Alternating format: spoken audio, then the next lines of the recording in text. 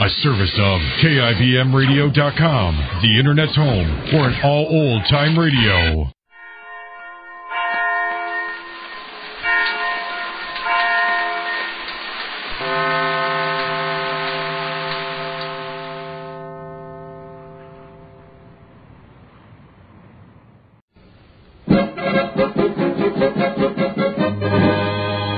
Jerry of the Circus.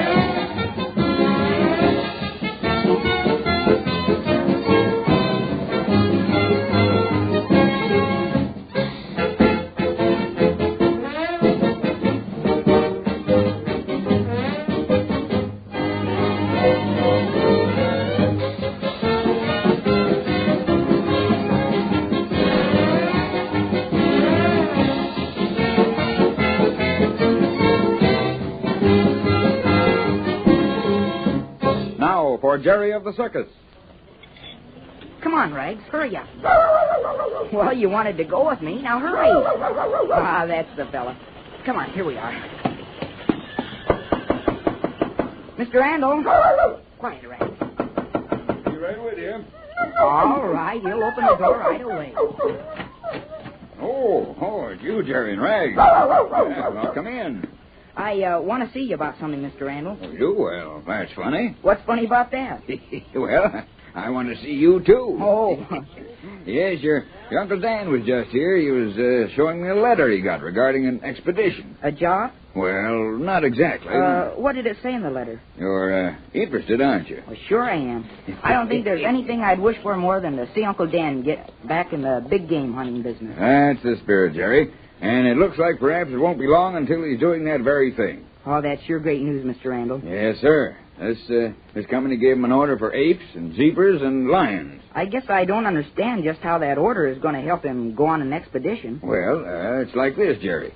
If your uncle can get another order like that, he won't have much trouble borrowing the money to finance an expedition. Oh, I see. If whoever gives him the money knows he'll be able to sell the animals he captures, they'll feel safe. That's the idea, Jerry. They already know from your uncle's past record that he'll be able to make his catches.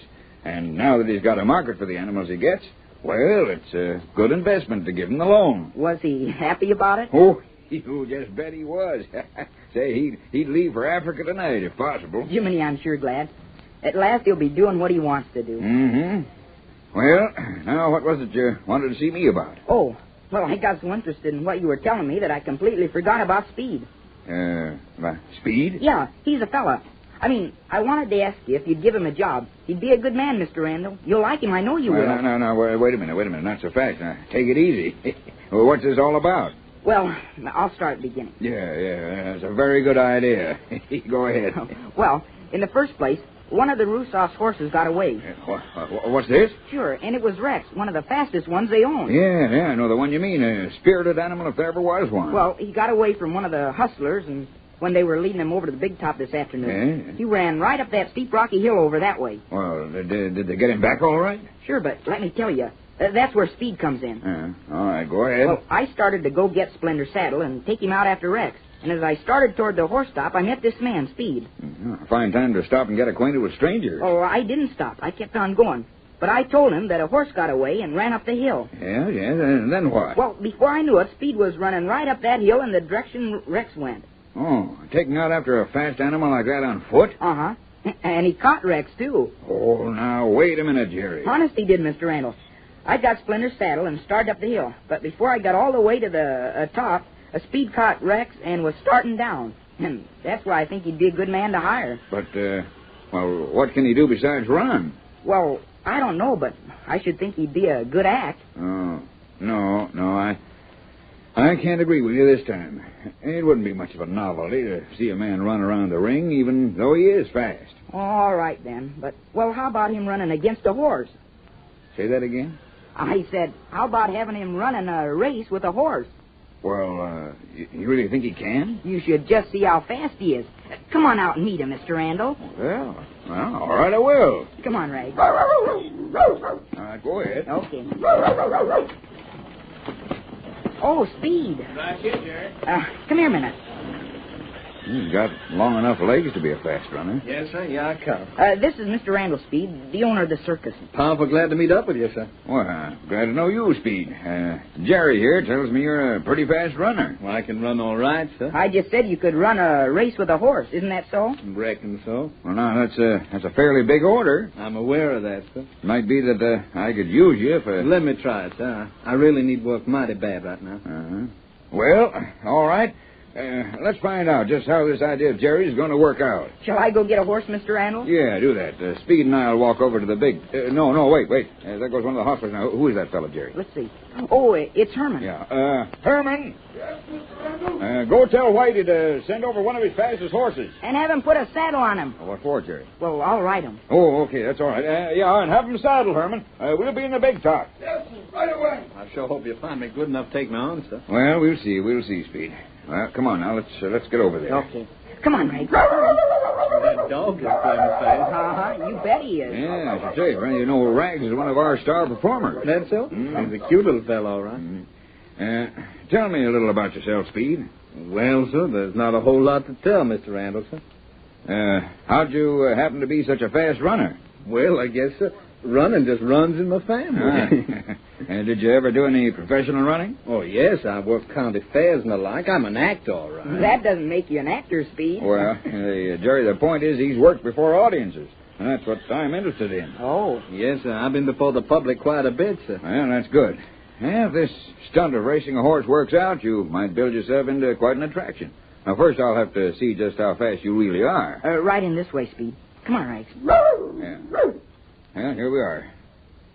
No one around. Well, that's just as well. Oh, here comes Herman with Lady. Lady? That's okay, Mr. Randall. She's plenty fast.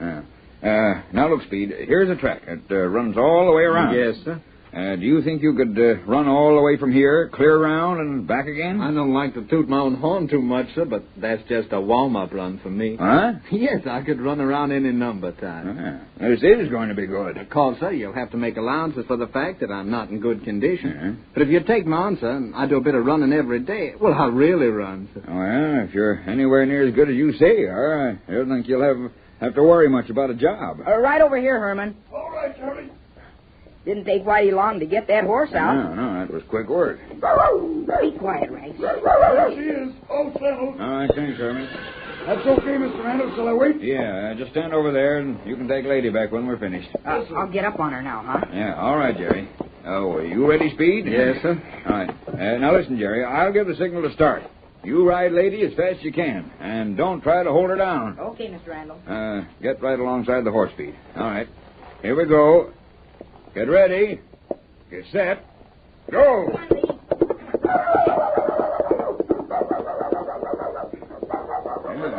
Mr. Randall? Oh, yeah. Come on in, Patsy. Me too. Oh, sure. Come on, boys. Have a look at this. A man racing a horse. He's ahead of the horse. Right. Ride, Jerry, ride. Gosh. Hey, that boy's all right. Yeah. Good work, Speed. Hey. I don't believe I've ever in my life seen anyone run so fast. It's truly remarkable. I would never believe such a thing could be possible. Yes, sir. Yes, that's a clever turn. Come on, Jerry, come on. No, it's no use now. That boy Speed is going to cross the finish line yards in front of Lady and Jerry. Oh. Yes. Good work, Speed. I wasn't quite used to the footing. Well, take your time, Speed. Get your wind. My, that's quite a stunt. Thank you kindly, ma'am. I tried as hard as I could to beat him, Mr. Randall. It was all right, Jerry. I could run a better race than that. Well, that's good enough. Well, I've got to get back to the office wagon. You want to come along with me, Speed? You bet I will, sir. Thank you kindly, sir. You'll excuse me, Patsy and Boris. Say, Boris. Yes, Mr. Randall? Say, how did you get that eye of yours banged up like that? I bumped into a door. Oh, say, that's too bad. I didn't notice it during the matinee this afternoon. No, sir. I covered it with makeup. Oh, yeah, I see. Well, hope it clears up soon. Well, so long, everybody. Goodbye, Come on, Mr. Randall. Ray. Randall, goodbye. Hey, what do you think of my discovery, Patsy? Oh, he's about the fastest human I ever saw. I discovered him. You did? Uh-huh. And, by the way, you should thank him for getting Rex back. Oh, is he the fellow that ran up the hill and caught my horse? That's him. Shall I take Lady back to the horse stop now? Yeah, thanks, Herman. Okay, come on, lady. I will thank him. I'll go to him and thank him personally. I figured the act out, too. Oh, what do you mean, Jerry? Well, I mean, the idea of him racing with a horse. Very clever, Jerry. Very clever. Say, you're quite a little showman. Gee, I sure hope Mr. Randall takes him on. I don't think you have to worry about that. It looked like he was all ready to talk business. Well, I got to get back to the wagon. Bumps will wonder where I am. You going to walk over that way? No, Jerry. Patsy and I are going to walk the other way. Okay. Well, I'll be seeing you. So long. Come on, Rags. Rags? Why, I saw him over the wagon with Bumps. Well, can you imagine that? Running away and not watching me ride lady. You're public. Goodbye, Jerry. Now, what were you going to say, Patsy? Oh, yes, Boris. I wanted you to tell me some more of your plans for that South American trip. You might be interested in my proposition? Well, I don't know yet, Boris. But what little you told me sounds good. And it is good, my dear Patsy. You do not think for 1 minute Boris Rusov would go into anything unless it was the best kind of a deal. I shouldn't think so. You can trust a man of my caliber, and my business ability is the best. Yes, but Olga said that there's always a certain amount of risk in taking a circus to a foreign country. Olga is very conservative, Patsy. But you should know I would not want you to put your money into something that would not be a safe investment for you.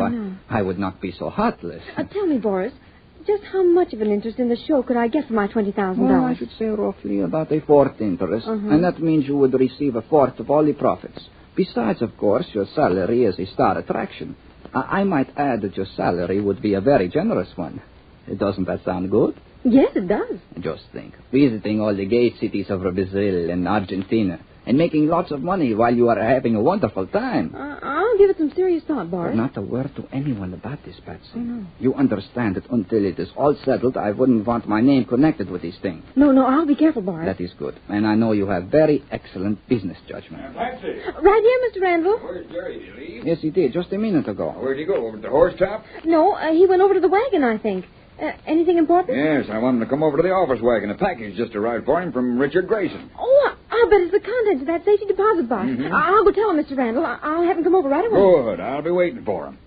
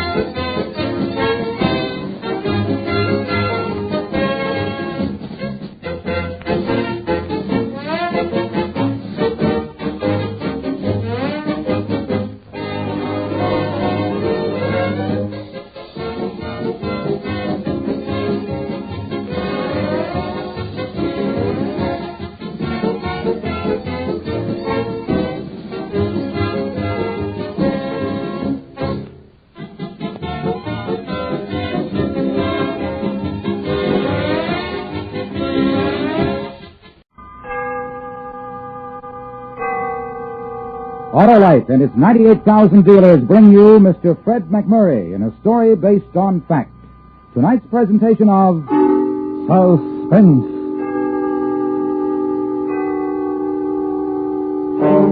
Tonight, a story of courage. The routine operational mission of a B-29 bomber over Korea. Autolite presents The Flight of the Bumble Bee. Our star, Mr. Fred McMurray.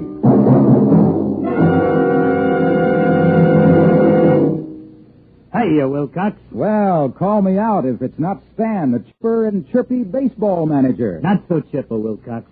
My car battery's out of water, dead as a pot fly. Well, Stan, you should have an Autolite Stay Full battery. The pet pitcher of potent power that needs water only 3 times a year in normal car use. A real good starter, huh, Wilcox? Oh, Stan, it's the best. And that Autolite Stay Full needs no relief either. It gives longer life as proved by tests conducted according to accepted life cycle standards. Why, money just can't buy a better battery than an Autolite Stay Full. Where do I pick up this prize package, Wilcox? From your neighborhood Autolite battery dealer. He services all makes of batteries and has an Autolite Stay Full for your car if a replacement is needed. To quickly learn his location, just call Western Union by number and ask for... Operator 25. That's me, and I'll gladly tell you where you can get an Autolite Stay Full. The battery that needs water only 3 times a year in normal car use. And remember, from bumper to tail light, you're always right with Autolite. And now, with The Flight of the Bumble Bee and the performance of Mr. Fred McMurray, Autolite hopes once again to keep you in suspense.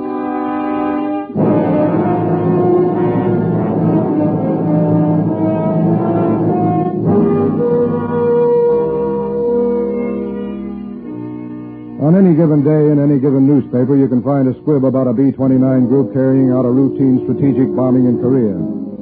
This is the story of one of those routine bombings and how it affected me, Lieutenant Colonel Hutchins Stone, and the crew of the Bumble Bee, lead ship of the 236th Wing.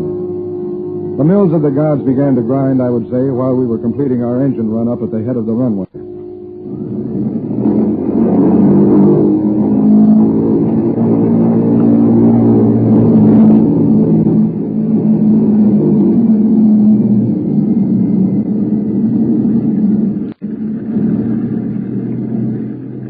With the run-up, Murph? There's a 75 RPM drop on the front mags and number 2, but it shouldn't bother us any.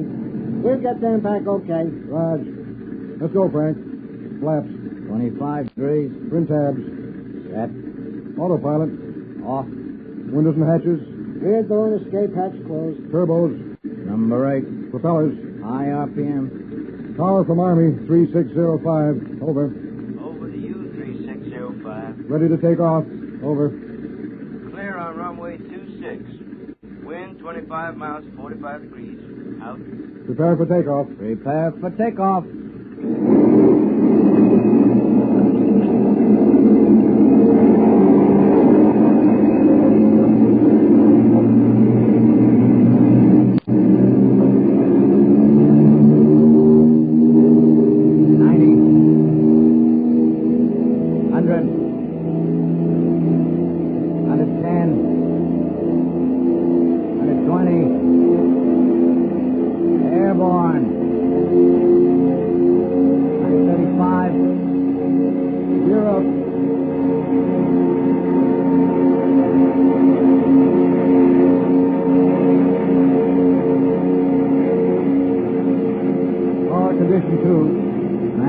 Pressure 43.5, prop pitch 2,400, climbing at 500 feet per minute.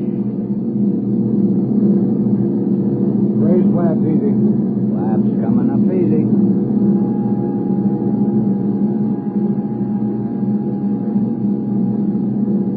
How's the cylinder head temperature, Murph? Holding steady at 235 degrees. Okay, try to keep it there. We're going to 18,000 feet this time. I hope you can read that cruise control chart. Don't worry. You fly this heap according to my figures, and you'll have plenty of fuel left when we get back. How much is plenty? About 300 gallons. Oh, big deal. Just enough for one trip around the pattern. Hey, Max. Yeah, come on up, see the view. Might as well. Not much damage I can do to water. Hey, what's the matter with you? I don't know. Getting to me, I guess. Yeah, relax, boy. Take it easy. How does an instrument of death take it easy? By thinking how lucky he is. Lucky? Me? Yeah, you. You're clean-shaven. You're well-fed. You don't have to grub for your life in some filthy foxhole hoping some sniper doesn't blast you while you're opening up a can of rations. What's the point? Well, the point's this. In addition to living well, we never come into contact, personal contact, that is, with the enemy. We do our job, never see close at hand the damage we do. One way of looking at it. There's one other way. And that is? The more efficient we are now, the sooner you can get back to doing what you were doing before all this. But I don't want to be a soda jerk again. Go look at the scenery. Okay, but you still haven't convinced me. Colonel Stone, sir. Huh? What is it, Sergeant? Big one tonight? Yeah, pretty big. Railroad center. How many groups? Just us. Expect any trouble? Well, what's the matter? You worried? Oh, no, not me. Not exactly. What do you mean, not exactly? Well, my kid brother is coming in with a replacement unit tomorrow. I'd sort of like to be on the welcoming committee. Oh. Hey, anybody want to play some cards? Come on down here. I don't have anything to do for a while. Yes, sir. Hey, how about casino? Plenty of boys. Take up a big can of big two. You're on. Frank. Yeah? Fly for a while. I'm going to grab some sack time. Okay. And don't forget to pressurize. I won't. And have Murph check the auxiliary electrical unit. Didn't look too great when we left. You're not going to need the putt-putt. Relax, go to sleep. Okay. Wake me in an hour, huh? Good night.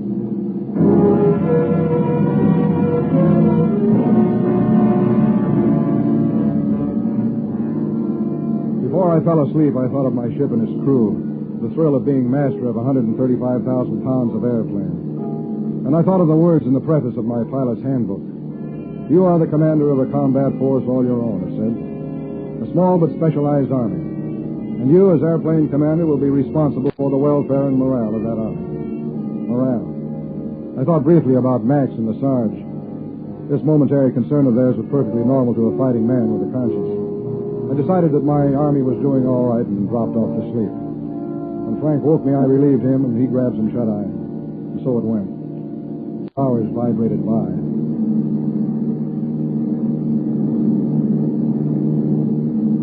Hey, Hodge. Talk to me, Willie. My trusty computer tells me you'd better correct 2 degrees left and increase your indicated airspeed 5 miles an hour if you expect to lead these guys to the initial point on time. Will do. Where are we? Should hit the coastline in about 3 minutes. Guaranteed? Guaranteed. Hey, what's the name of that town we're using for the initial point for the run? Senyaki. With the prevailing winds, it should give us a run of about 170 seconds. Think you can get synchronized in 170, Max? When I was a cadet, I scored a shack. Bullseye to you. From 12,000 with a run of 25 seconds. Answer your question? No. It means you got lucky once. Out your drift, Peter. Settle down. We're assembling.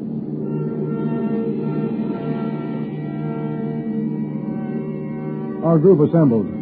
67-ton birds of destruction flying almost 600 miles to lay their lethal eggs on the enemy. My job was almost over. Control would soon pass from my hands to the 2 synchronizing knobs of Max's bomb sight. He would fly us down the path to the target, the path from which there was no turning. A man's got to be a little frightened when he approaches something like this. I wouldn't want a man on my crew who said he wasn't. Because when a man doesn't scare in a situation like this, he's a fool. And a B-29 is no place for a fool.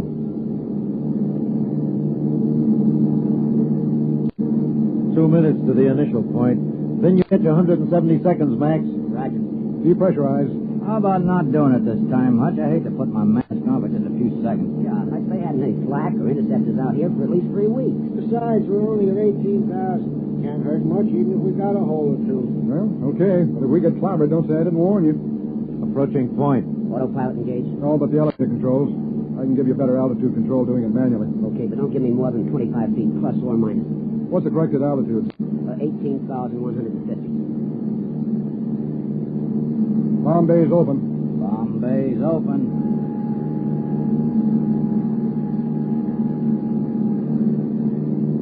Okay, Max, you got it. Frank, check the gunners. Right gunner. Left gunner. Tail gunner. Radar. Murph? Yeah, Hutch. Everything check okay? Fine. You know, it's too quiet here. Yeah. Hope we got the right place. Keep thanks. 3 o'clock, high, closing fast. Well, start shooting. We can't move now. Comes a whole mess up, heading right for us. Hurry up, Max. Hutch, there's a couple coming this way. 1 o'clock. Move it, move it. Drop 'em, Max. Drop 'em. I need 15 more seconds. Hutch, here they come. Sarge, get 'em, get 'em.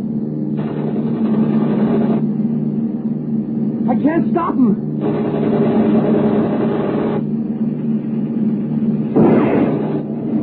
We're hit. Down with the bomb. Bomb bay's closed. Let's get out. Frank, report from the aft compartment. Murph, we're reading on the damage. I'm sorry. I couldn't stop him. I hit him. Take it easy. Settle down. Emergency power on 1 and 2. Come on up.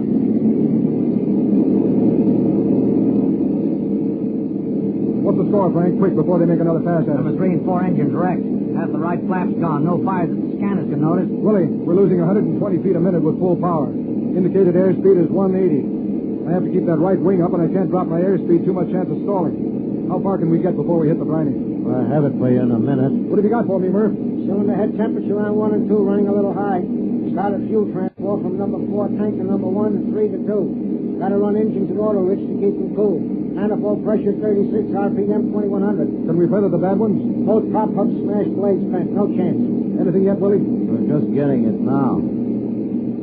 I think this is about right. Assuming we maintain our present speed and rate of descent and don't run into any wind trouble, we should hit the briny about 240 miles this side of home. Well, I guess that does it. I hate to do this to you guys, but I think we better break out. Colonel Stone from Curly in the tail. Over. Go ahead, Curly. They're back. Big.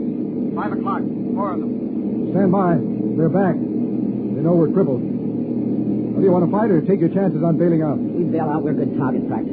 Let's fight. I want another chance at him, Colonel. What do you say, Murph? You guys shoot the guns. I'll keep her running. Me too. Okay, then, let's fight. Curly? Yes, sir. Your gear operating back there? Yes, sir. Then use it. We're going to see if the Bumble Bee still has her sting.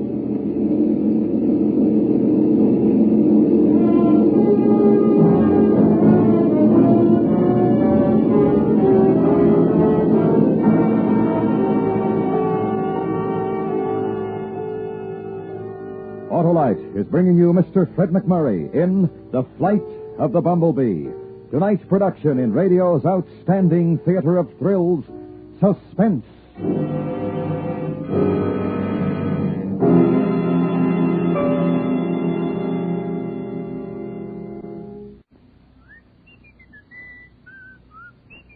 Well, Stan, have you won that pennant already? I feel that way, Wilcox. It's that new Autolite Stay Full battery of mine. It's quick as a shortstop, eager as a rookie, and powerful as a slugger. And best of all, the Autolite Stay Full needs water only 3 times a year in normal car use. And you know, Stan, that Autolite Stay Full has more protection than a whole league of catchers. Why, it has fiberglass retaining mats around each positive plate to reduce shedding and flaking and give the Autolite Stay Full longer life, as proved by tests conducted according to accepted life cycle standards. That Autolite Stay Full has made a hit with me, Wilcox. Why, money just can't buy a better battery than the Autolite Stay Full. So, friends, to quickly locate your nearest Autolite battery dealer who services all makes of batteries, just call Western Union by number and... Ask for me, Operator 25. I'll gladly tell you the location of your nearest Autolite battery dealer where you can get an Autolite Stay Full. The battery that needs water only 3 times a year in normal car use. And remember, from bumper to tail light, you're always right with Autolite. And now, Autolite brings back to our Hollywood soundstage Mr. Fred McMurray in Elliot Lewis's production of The Flight of the Bumble Bee, a dramatic report well calculated to keep you in suspense.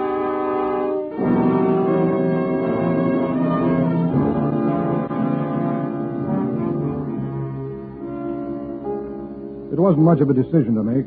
We all knew that to bail out meant we'd be target practice. So we prepared for the fight. With number 3 and 4 engines knocked out, we were short 3 generators, which meant there wasn't enough electrical power to drive the gun turrets and the computers.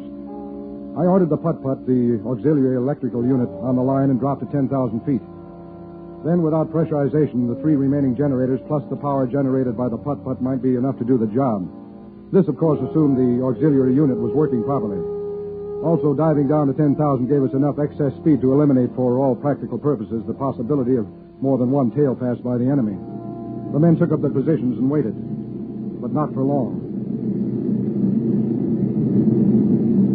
Here they come. 4 of them. Now listen, I don't want the gunners to start the turrets moving until it's absolutely necessary. We haven't got enough power. Wait till they're right on us before you pour the juice to them. Okay, Skipper. Roger, sir. And keep the crosstalk to a minimum. Right gunner to pilot. Over. Go ahead, Marty. Can you drop your right wing a little? Makes an awful blind spot for me. Can't do it. Got to keep these dead engines high. Sorry. Okay, sir. But if you really need it, I mean really, yell and I'll drop it for you. They'll probably come in that way at least once. Maybe we can trap them. Right, sir. Look out, Al. Coming at you. I see him. You got him now, Sarge. Little to the right, sir.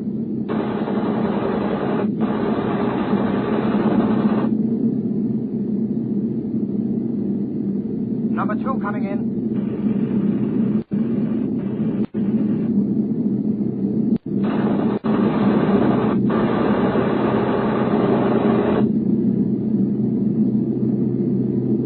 Low, coming in. Coming around to my range. Soon to head temperature on 1 and 2 over the line.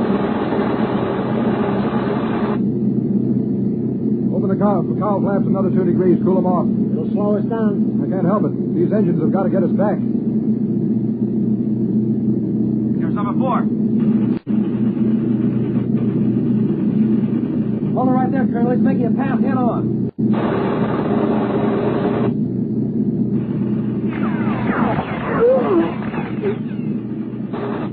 Max is hit.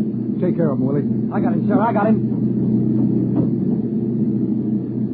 No power on my turret, Colonel. Number 1's coming back. We haven't got much juice. The generators are overloaded.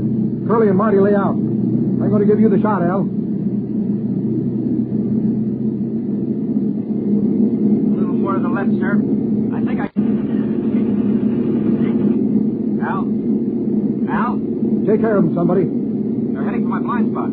Tell me when you want that right wing down, Marty. Yes, sir. Now, don't miss, Marty. We want to get home. Now, hold the crosstalk.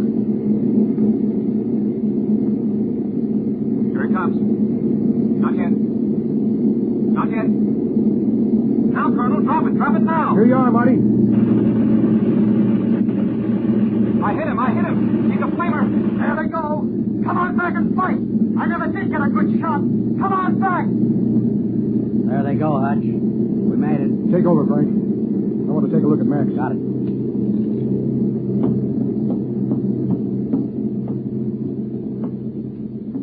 How is he, Willie? Well, I've got a Carlisle bandage on the bleeding stuff. I think he may be going into shock. Yeah. Did you use the sulfo ointment? Yes, but I didn't know what to do about the ribs. Just a minute. Max. Hiya, Hutch. How do you feel, kid? Not too bad. I'm afraid to give you morphine. Your respiration's kind of slow. It's okay.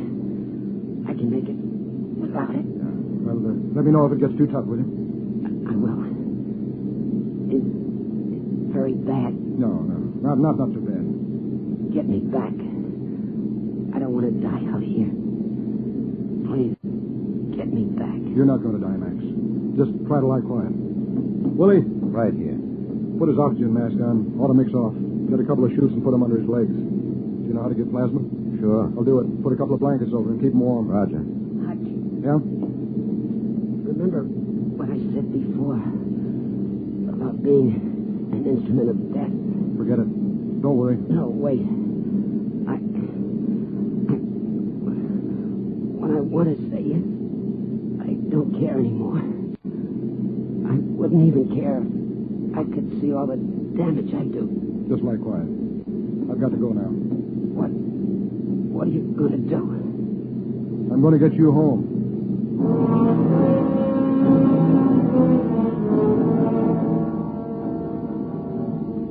When I said that, I didn't have the slightest idea of how I was going to do it.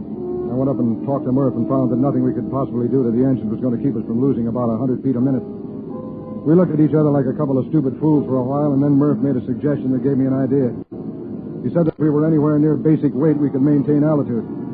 First, we tried to figure out how we could dump some fuel, but that would have been defeating ourselves. Then I got the idea, why not drop everything over the side that wasn't absolutely essential to keep the Bumble Bee in the air? That might get us down to near basic weight. How do you know it'll work? Well, what have we lost if it doesn't? Nothing. What are we waiting for? Okay, you fly for a while. I've got work to do. Sarge? Yes, sir? I want you to start dismantling Max's gear forward. The bomb sight, intervalometer, track down all the electrical cables and rip them out. The cables are all color-coded. Frank? No, it isn't. Do you have a set of technical orders aboard? Got them right here. Well, check through and give Sarge the letter coding and the color coding of the bomb equipment. Will do. I want everything pitched out. Now get started. It's practically out now. How's your gear, Willie? I can get rid of everything except my computer. My drift meter got clobbered, so I can't use it anyway. The cabinet and my table can go, too. Fine. Keep one pencil. Thanks. Colonel Stowe to Marty. Over. Yes, sir, this is Marty. How's Al doing? Pretty good, sir. Not going to be running around for a while, but he'll be in shape okay. Good. I'll be back there pretty soon. Out. Expect any more shooting? No. Why? The armor plate comes off real easy, just bolts and wing nuts. So does the bullet-resistant glass behind the instrument panel. All right, dump that out, too.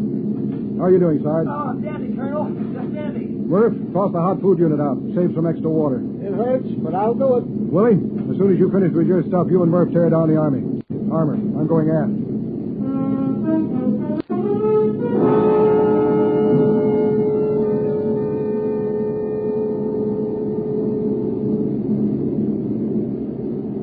Pretty good first aid job, Marty. Thank you, sir. What happened to Al's turret? No power. How come? Well, the auxiliary never did get started. We didn't get 1 volt of power out of that putt-putt. Toss it out. Yes, sir. Hey, wait a minute. Before you do that, you know how to remove the lower turret? Guns and all? Guns and all. Yes, sir, we can, but it's quite a job. I don't care how big a job it is. Can we do it? Yes, sir. But I'll need some help. You'll get it. I'm going up front now. Oh, Colonel. Yeah, Marty? Can we toss out the putt-putt first? Yeah. Kick open the rear door and toss it out. And drop the lower turret, and then anything else you can think of. You've got to get down to basic weight. If there's anything else you're in doubt of, why you call me in the intercom and I'll fix it.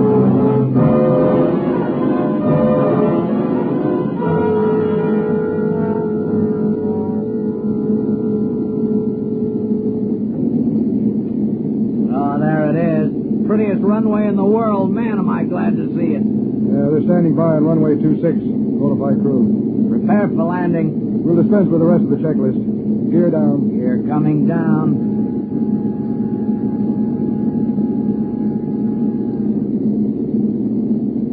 The gear lights didn't go on. Check with Marty. Frank to Marty, over. Is the gear all the way down? What? Check again. It is? Okay, out. Now what? Right wheel isn't fully down and locked. Might be a bent worm gear. Yeah. 3605 to tower. Over. Go ahead, 3605. Right gear not fully down and locked.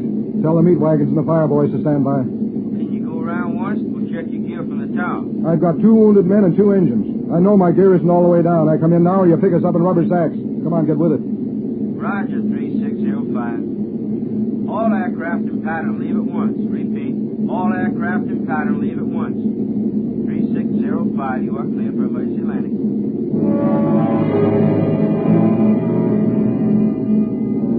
Within a few seconds, I could see the ambulance racing to where they figured the plane had stopped. Then I saw the Fulmite boys turn down the taxi strip that paralleled the runway. I knew what the procedure would be. They'd start down the runway and start throwing the stuff at the engines the minute we touched the ground. They sure took chances, those fire boys. Take your position for a crash landing. Somebody take care of Max. I've got it.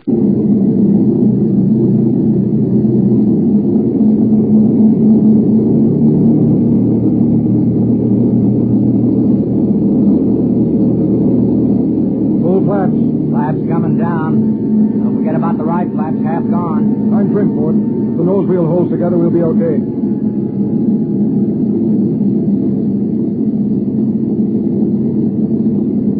For the idle cutoff when you're ready. Right. Give me the count, Frank. Speed 138. 130. 120. 110. 100. 90. Cut the switches, Murph. Right.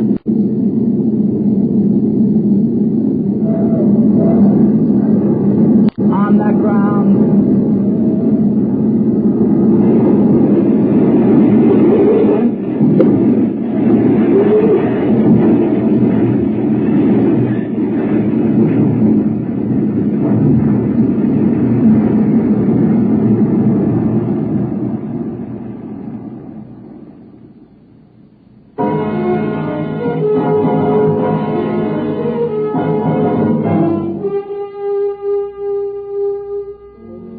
We didn't catch fire, we didn't turn over, we just ground looped. And that was the end of our routine operational flight. Max and Al made it okay, and the rest of us had ourselves a weekend in Tokyo. The Bumble Bee, they had the junker. There wasn't enough left to make repairs worthwhile. Well, now, if you'll excuse me, I have to go to a briefing. Another routine operational flight.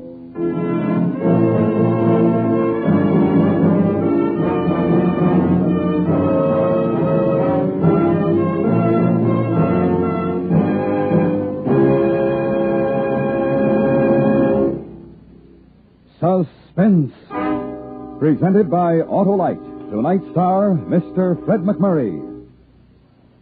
This is Harlow Wilcox speaking for Autolite, world's largest independent manufacturer of automotive electrical equipment. Autolite is proud to serve the greatest names in the industry. They are members of the Autolite family, as well as are the 98,000 Autolite distributors and dealers in the United States and thousands more in Canada and throughout the world. Our family also includes the nearly 30,000 men and women in 28 great Autolite plants from coast to coast and in still other Autolite plants in many foreign countries, as well as the 18,000 people who have invested a portion of their savings in Autolite. Every Autolite product is backed by constant research and precision built to the highest standards of quality and performance. So remember, from bumper to tail light, you're always right with Autolite.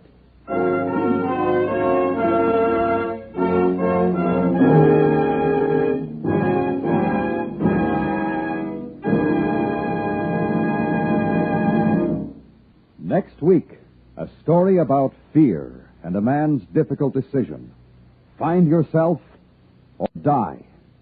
The Death of Me, starring Mr. George Murphy. The program will be presented on Suspense.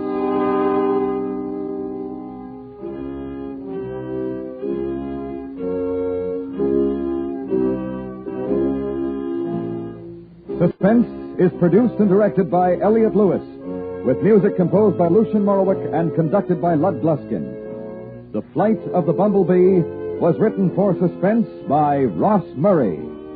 Featured in tonight's cast were Joseph Kearns, Byron Kane, Glenn Vernon, Edgar Barrier, Billy Hallop, Jack Crucian, Charles Calvert, and Lee Millar. Fred McMurray may currently be seen in the Metro-Goldwyn-Mayer production of Calloway Went That-A-Way.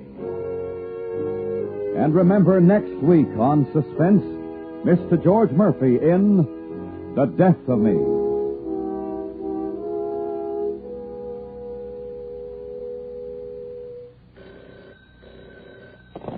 For the location of your nearest Autolite battery or Autolite spark plug dealer, or your nearest authorized Autolite service station, phone Western Union by number and ask for operator 25. Switch to Autolite. Good night. This is the CBS Radio Network.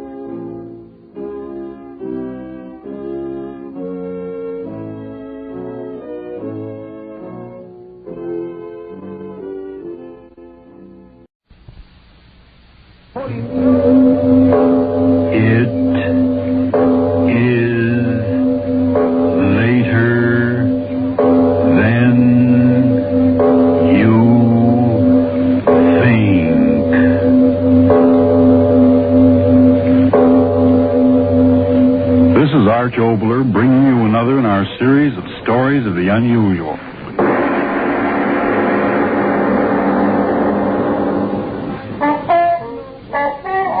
A gallery of big shots. Feminine big shots.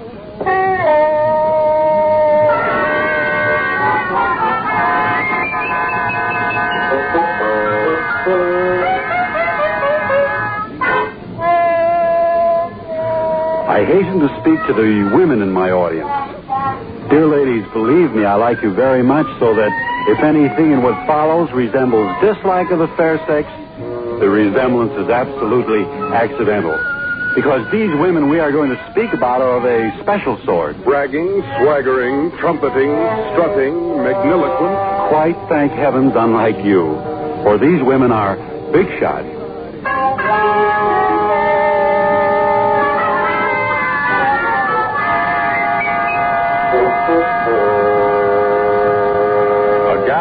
Big Shots. Portrait number 1, Miss Beautiful.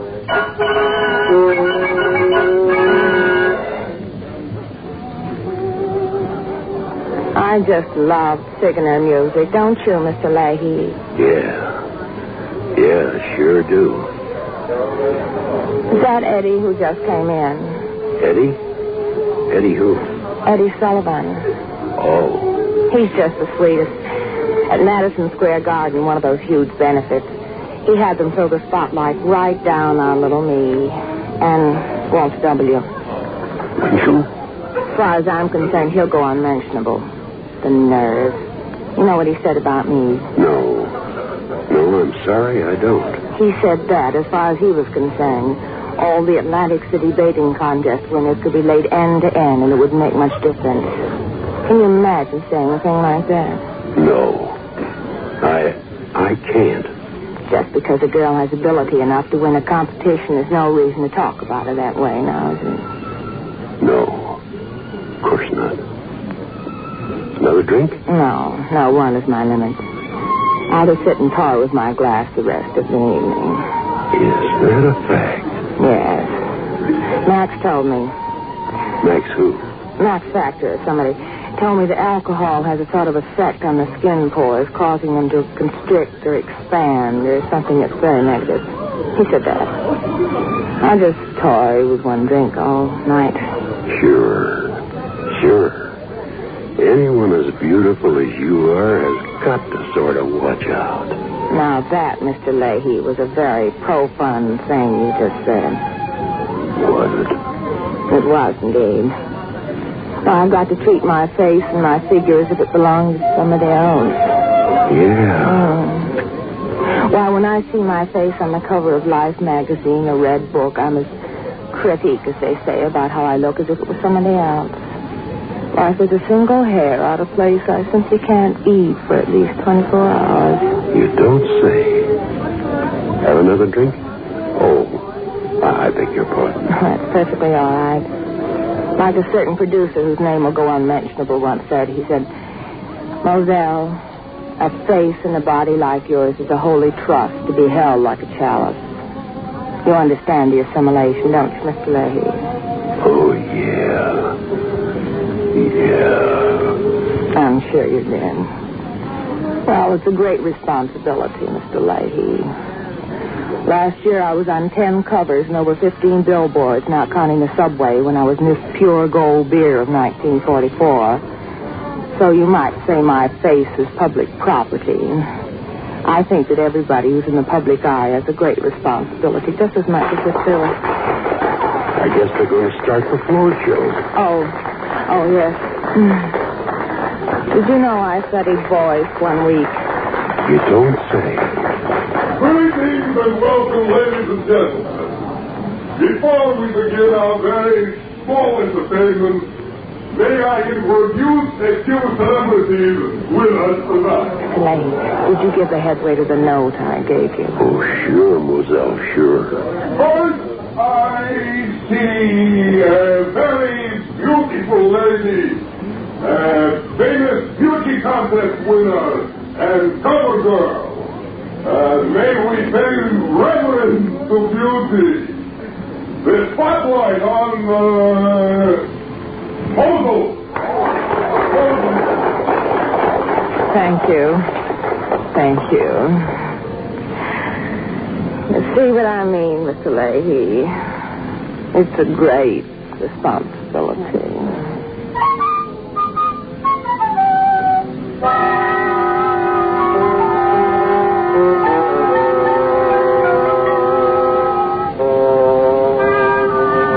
Gallery of Big Shots. Portrait number 2. Executive, Warcroft.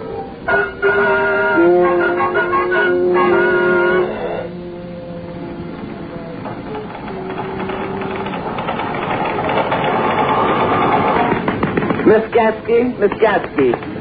Please, this work. Miss Gatsky. Sorry. Girls. I have a very important announcement to make. As you all know, ever since our Mr. Peterson, or should we say, Corporal Peterson, was called to the colors of our country to serve in the armed forces, this department has been without a leader, so to speak, because, as you all know, my duties are upstairs with posting and billing, and not here with customer mail. Girls, your new supervisor, Miss Virginia Clinton. Girls, Miss Clinton. Thank you, girls. Thank you. I want you to know that I consider it a great honor and privilege having been appointed to be your supervisor. I, too, began as a typist in the Chicago branch of this organization and worked my way up through the ranks, so to speak. So believe me, I know your problems, and I'm thoroughly sympathetic to them. I'm going to depend on each and every one of you for suggestions. What you will want, I will want. Miss Clinton, what is it? Not now, dear, not now, please. May I state first that in times such as these, even as some fight on the war front, our typewriters and shorthand books are the weapons with which we go out and conquer. I am sorry one of you saw fit to laugh at that statement. It definitely shows an improper, subversive attitude. From my experience in our Chicago plant, I am to make the following recommendations to Mr. Eppes, our vice president in charge. First, each of you girls will be divided. That is to say, into groups of 4, which will be called a squad. Each squad shall have appointed to it a 6th girl, who will be the squadron leader, and who will be responsible for the outfit of said squad. These squadron leaders will be chosen by your supervisor on the basis of executive ability and company loyalty, and will be given the title of sergeant. Every 2 squads will be part of a platoon, which in turn will be in charge of a girl chosen on the basis of executive ability, company loyalty, and will be known as a lieutenant. If you please, girls, the sergeant's duties will be as follows.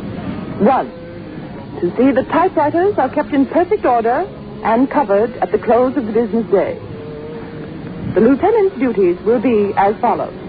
1, to see that the sergeants properly execute their offices, and 2, to bring into play their own personal initiative when crises, such as crises, occur, and 3, to correct the, shall we say, unbusinesslike apparel certain of you girls are now wearing. There is one regulation, however, which I wish to be put in force at once. From my previous experience in our Chicago plant, I am strongly of the opinion, and I'm sure you will concur with me, that entirely too much time is being spent off the floor. Beginning at once, rest periods will be limited to 5 minutes in each hour. If any emergency occurs, permission to leave your desk must be obtained from me. Well, has anyone anything they wish to state openly? Heil Hitler. Who said that? Who said that? You will step forward. How dare you? Step forward.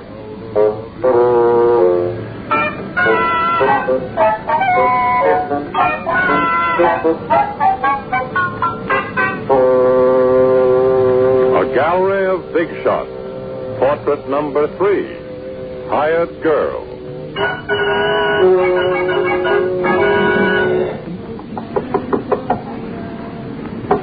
Maybelle, can I come in, please? It's Louise. Maybelle, I know you're in there. I just want to talk to you. Okay, I'm coming in. Gee, Maybelle, you might have asked me to come in. Jeepers, we're still friends. Well, are you just going to sit there? Aren't you going to say anything? Got nothing to say. Jeepers, Maybelle, don't be a character. After all, I didn't do anything. Got nothing to say. Maybelle, you just can't leave us. You just can't. Why, you're one of the family. Yes, my party next Friday. What'll I do if you don't... Oh, who in the world is that? Mabel, are you in? Yes. Hey, small stuff. What are you doing here? What do you think? How you doing? Not so good. Okay, Hammerhead, find the nearest exit and let a man take over. Well, I find one. Okay, go on. I ain't woofing. Blow, small fry. All right, Wonder Man. I hope you do better than I did. You better. Well, hiya, Maybelle. Huh, you won't talk, huh? Well, that's okay. I like my women strong and silent. Hey, all this stuff about your quitting, that's just scuttlebutt, huh? Got nothing to say. Oh, come on. Gosh, whatever it is, I can straighten it out. Okay, give. Gave him a notice. Hey, now, wait a minute, Mabel. Listen, we can't get along without you. Holy cat, you're the best cook. Your pies. Well, gosh, Mabel, we can't. You just can't walk out on us like this. Jeepers, aren't you going to say anything? Got nothing to say. Oh, Mabel, gee. There's somebody knocking. Okay, I'll see who it is. Gosh, Pop. Well, what are you doing here? Well, I just came up to talk to her. Oh, any luck? Oh, gosh, no. Dad, you just got... All right. Put on. Okay. Well, Maybelle. You mind if I talk to you a bit? Got nothing to say. Well, I've got a great deal to say. I think all this is nonsense. You've got a good home here, good salary. We like you. There's no logical reason for any change. Gave him a notice. Yes, I know, but look, Maybelle. Ever since the war, there've been, well, you might say there's been a procession of servants in this house. None of them, not one, has come up to even the lowest standards of the sort of help. Maybelle, believe me, I was beginning to think that all potatoes were carbonated and that soup was made out of dishwater. Yeah.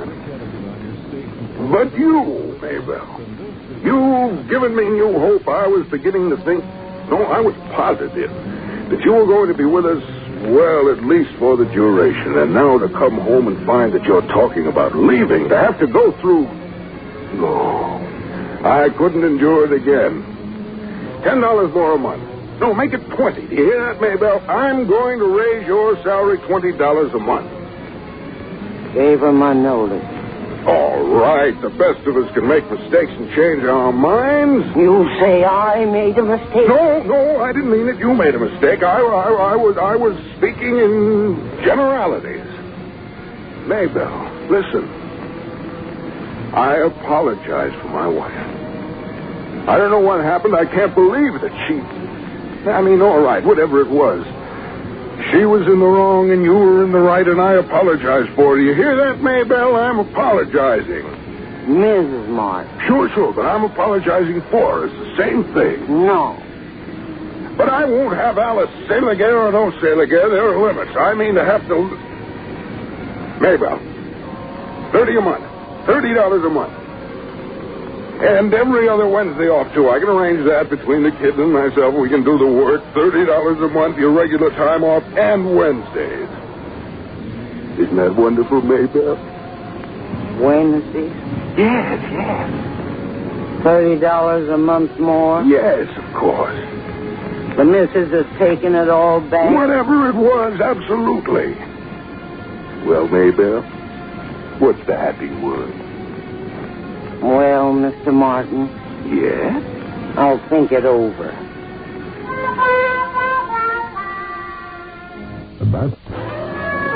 A gallery of big shots. Portrait number 4, Chanteuse.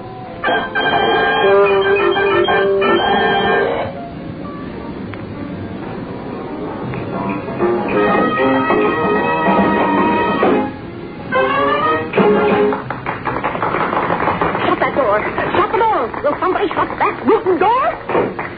Now then, Max, we can talk. Please, Felice. We can talk, Max. We can talk about when you were a baby. Oh, now, Felice. Where were you a baby, Max?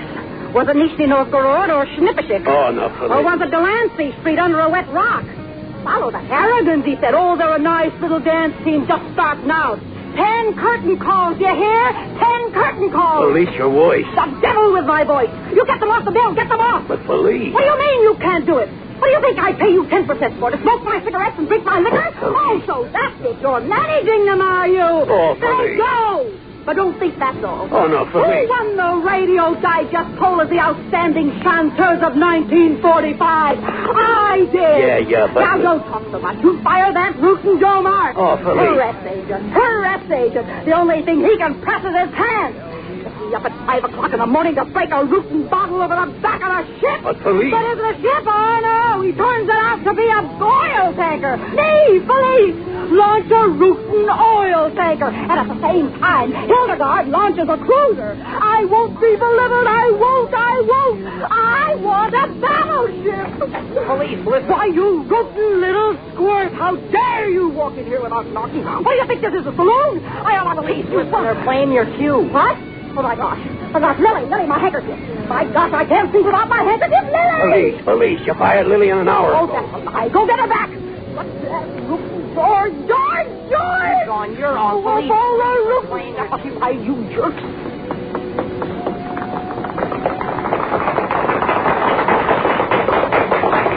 Thank you, my dear people. Thank you. How nice of you to come visit me in my little corporal room.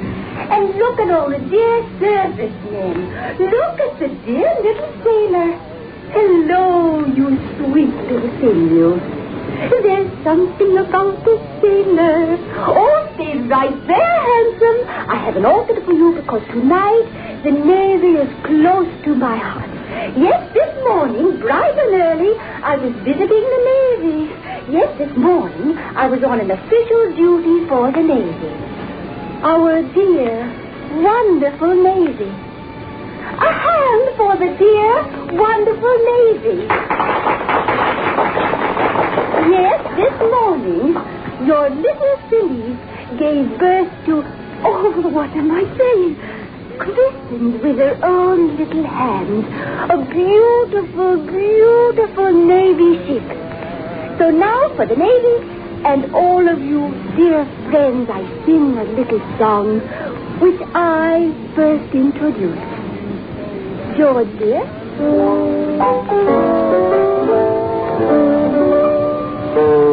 All of a sudden my heart beats when I remember little things, the way you dance and hold me tight, the way you kiss and say goodnight. Each of us in this time of war must love each other more and more. The love I bear for humanity, it is my heart. It is all of me.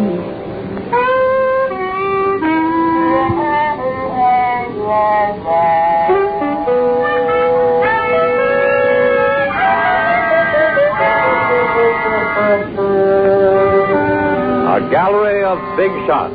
Portrait number 5, Beautician.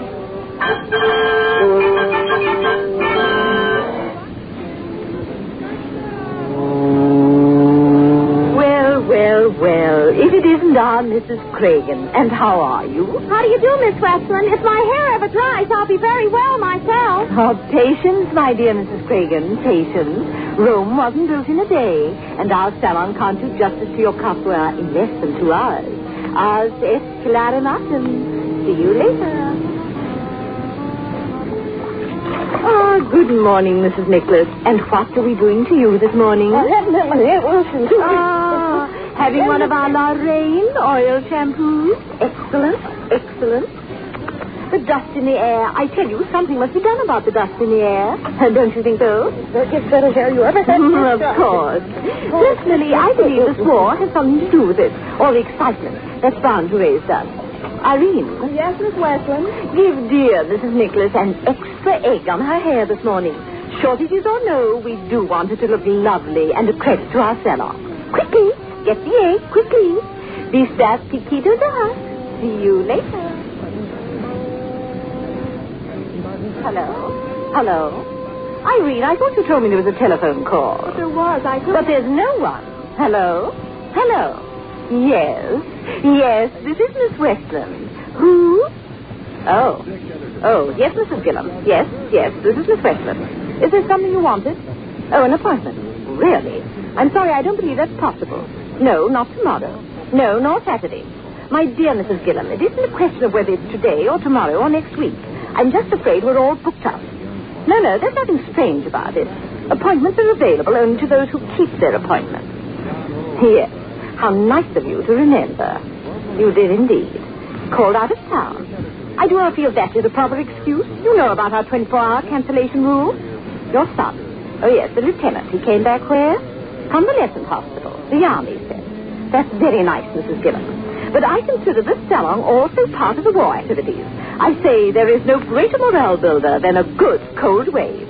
Appointments must be kept. I'm so sorry.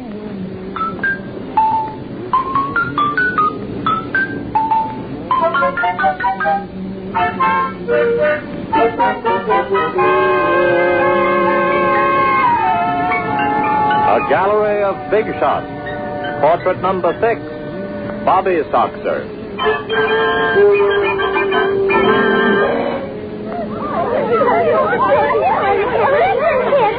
Quiet. Let us see. Oh, yes, tell us, Pokey. Everything. Well, I got on the bus, and the first thing I noticed... Yes, we know you got on the bus. That's what happened after.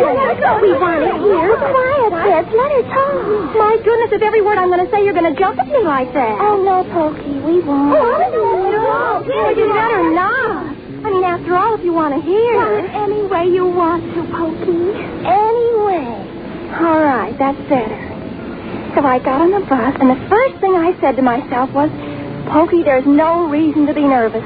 He may be great, but he's human. And the way it says, the greater they are, the humbler their souls. I kept saying that to myself all the time I was riding along. Well, pretty soon, there I was.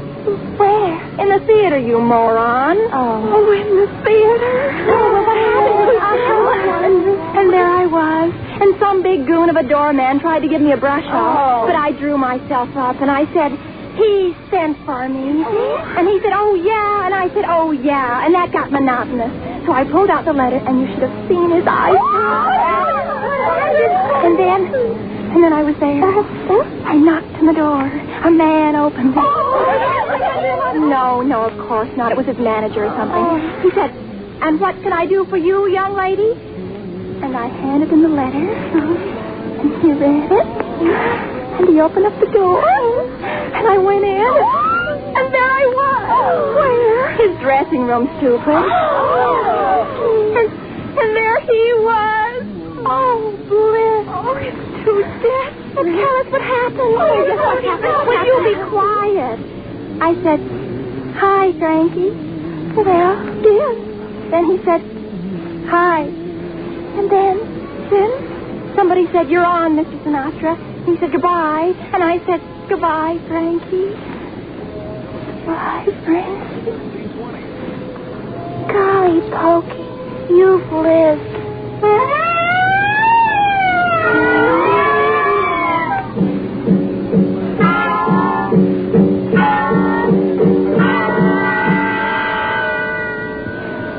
A gallery of big shots. Final portrait. Commentator.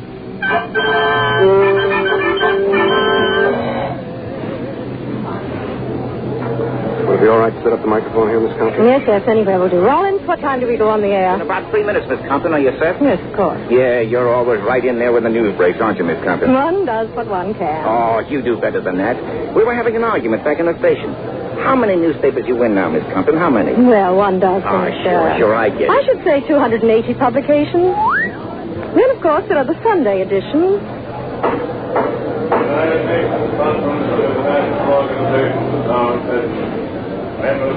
There she blows. Beaton's coming to order. Yes.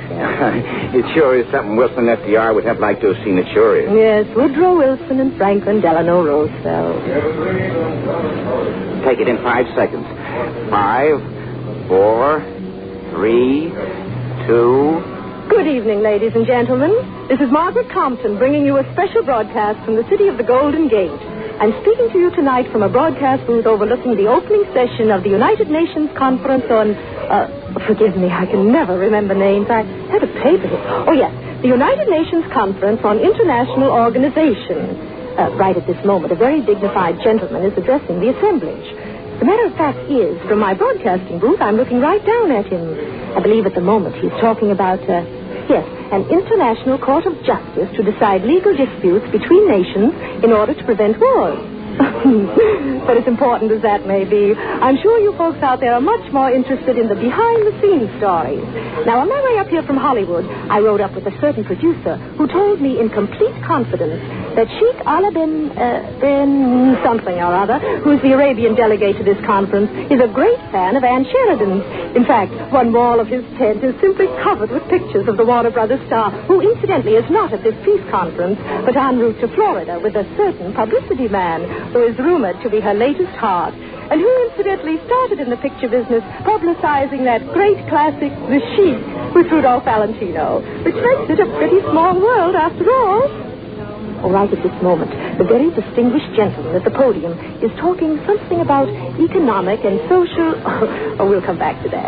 Speaking of distinguished gentlemen, reminds me of a story told me in complete confidence by Charles Coburn. Charlie, or Chucky as we know him, was at a party recently, and as he sat there with his favorite orange juice in his hand, in came a certain little RKO starlet with one of those hats. And I mean one of those hats. Well, Chucky took one look at that hat and he... Oh, by the way, speaking of hats, last night I was at the top of the mark here in dear little old San Francisco, and Mrs. Anthony Eden, at least someone said she was Anthony Eden's wife, he's that tall, handsome Britisher all the girls are swooning about. And speaking of swooning... Oh, dear, I'm sorry, but my little announcer is signaling to me that the special 5 minutes from the great special San Francisco conference are up.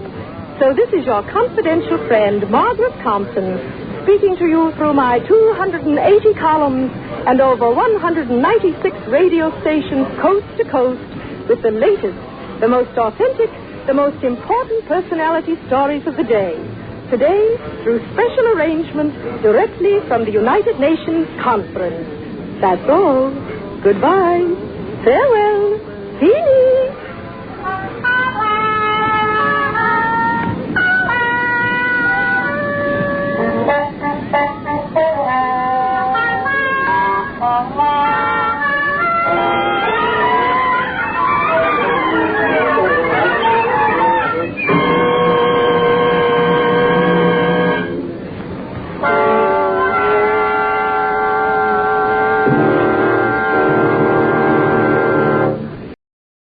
And now, stay tuned for the mystery program that is unique among all mystery programs. Because even when you know who is guilty, you always receive a startling surprise at the final curtain.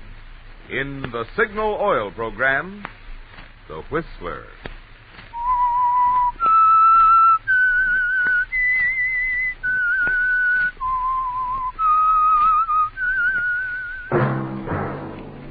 Signal, the famous Go Farther gasoline, invites you to sit back and enjoy another strange story by The Whistler.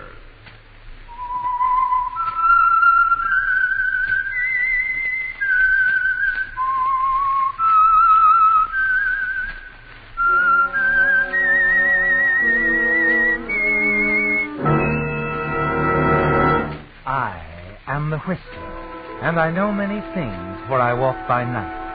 I know many strange tales hidden in the hearts of men and women who have stepped into the shadows. Yes, I know the nameless terrors of which they dare not speak. And now for the Signal Oil Company, The Whistler's Strange Story. Episode at Thunder Mountain.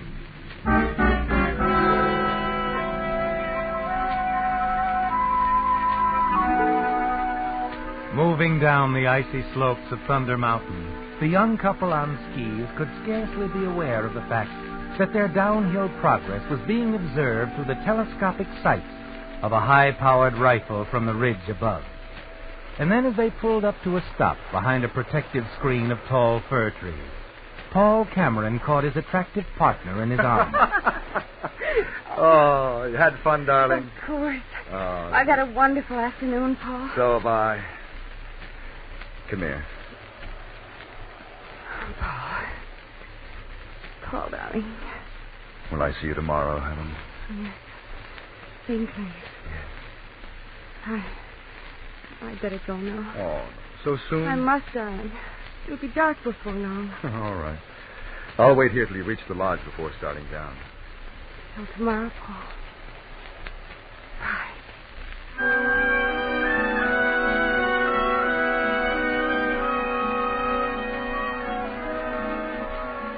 A lovely, exciting girl, isn't she, Paul?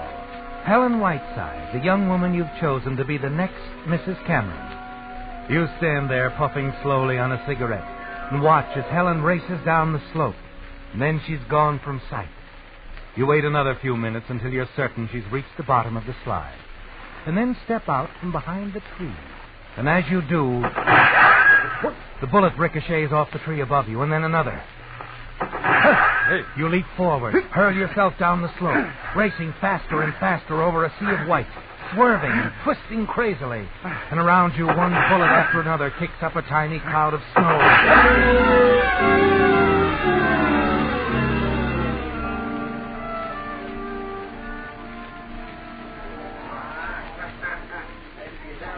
Hello, Mr. Cameron.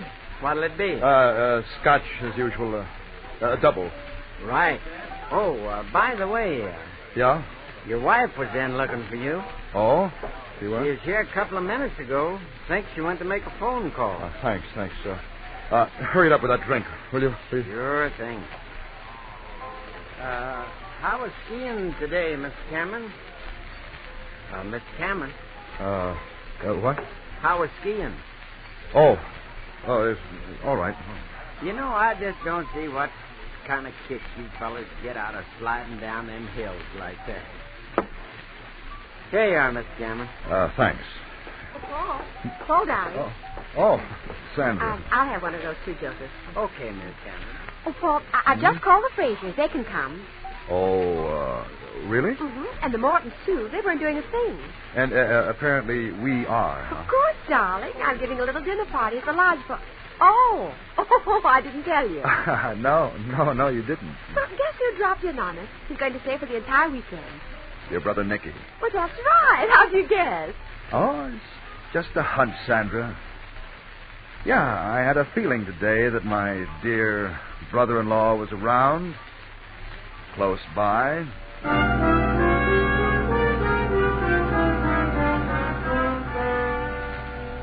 Yes, Paul. From the moment that first bullet whistled over your head on the ski slope this afternoon, you knew that Nicky was in the vicinity, didn't you? That he was the one who had tried to kill you. His second attempt in as many months, Paul.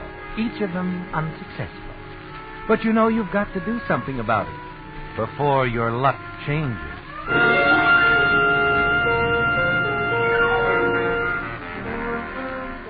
That evening at the dinner party for your wife's friends, Nicky is his usual charming self, dominating the gay, light-hearted conversation. And finally, the two of you meet alone on the terrace overlooking the valley. Surprised to see me, Paul? No, Nicky. Can't say that I am. I rather expected you'd show up. Oh, hope you don't mind. Should I? Well, after all, to have one's brother-in-law come barging in this way, it seems I've been popping in on you and Senator quite frequently. Yeah, cigarette? Oh, thanks.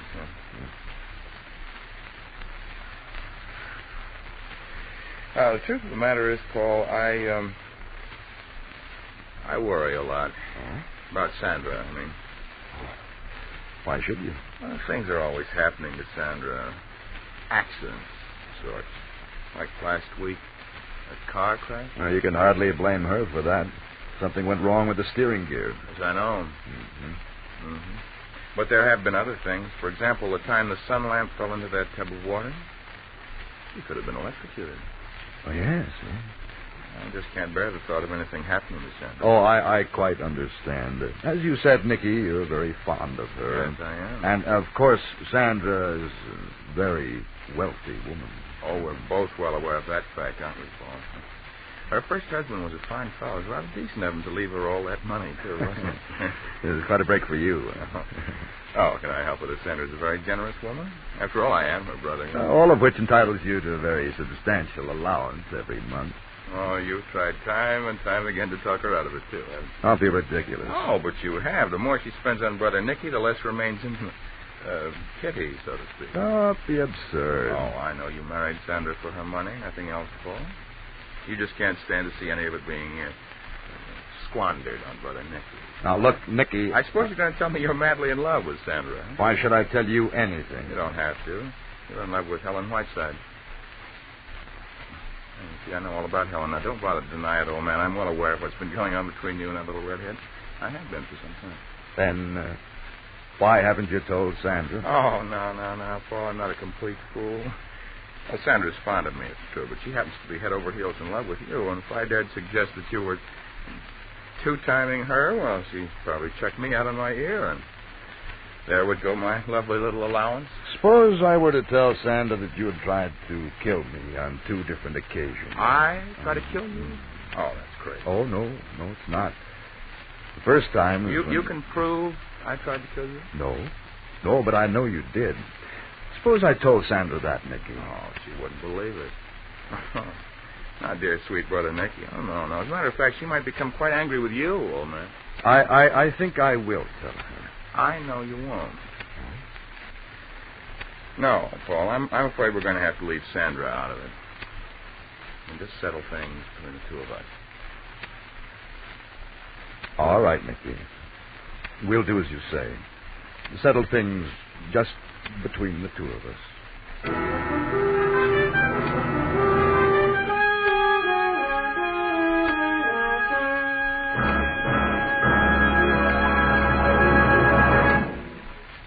Last Tuesday, on New Year's Day, practically all cars aged a whole year. Yep, even those shiny 1951s are now last year's models. But the important thing is not a car's age, but how well it runs. Why, many of you who own vintage models are today enjoying better performance than you did a year or 5 years ago. You are if you're powering your car with Signal Ethyl, a premium grade of Signal's famous Go Farther gasoline. After all, Signal Ethyl is engineered to bring out the best in any car of any age. And when I say best, I mean best starting, trigger quick on cold mornings.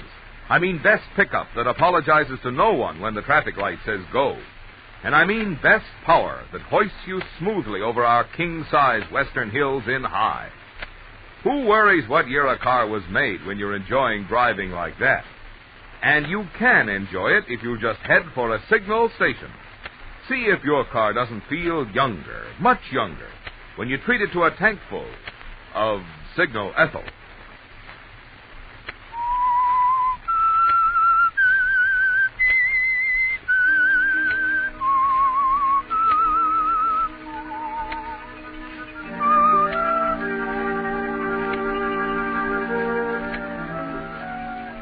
It's out in the open now, isn't it, Paul? The duel between you and Sandra's brother, Nicky. A duel you're sure can only end in death for one of you. Nicky's well aware of what you've been up to, isn't he? Yes, he's certain you've tried to kill Sandra, inherit her money, and marry Helen Whiteside. And you know he's going to try to prevent that. Because as long as his sister remains alive, he can count on a very handsome allowance from her each month. It's either you or Nicky, isn't it, Paul? But just how you're going to rid yourself of Nicky isn't quite clear to you yet. But late the following afternoon, as you're sitting alone at the lodge, before the huge fireplace sipping a drink, your wife, Sandra, comes in. Who is that you're talking to outside, Sandra? Mr. Savelli. You know he's one of the ranchers in the valley. Also a deputy sheriff. Oh, that's so. Well, what did he want? Nothing in particular. He and his men were just passing by. They've been trying to track down some mountain lions. Had an awful lot of trouble with them lately. Attacking the flocks and so on. Oh, I see. And you know, Paul... Mr. O'Dowd. Okay. I've had the most wonderful idea. We could organize a hunt and get all our friends here together and hunt mountain lions. We could all meet here early in the morning and have a big breakfast and then join Mr. Savelli and the other ranchers. Say, that's not a bad idea. Even stay overnight if we wish. Yeah? He tells me there's some old abandoned cabins up on one of the ridges. They're using them as headquarters. Well, you suppose the Frasers would come along? Oh, I know they would. Yeah. The Fenways. Yeah, the Fenways. Marge and Jim Morton, too. Well, wait a minute. How about your brother? How about Nicky? You suppose he'd like to join the hunt? Of course, he'd love it. How nice of you to think of him, Paul. Oh, not at all, dear. And I think we should start getting things organized right away.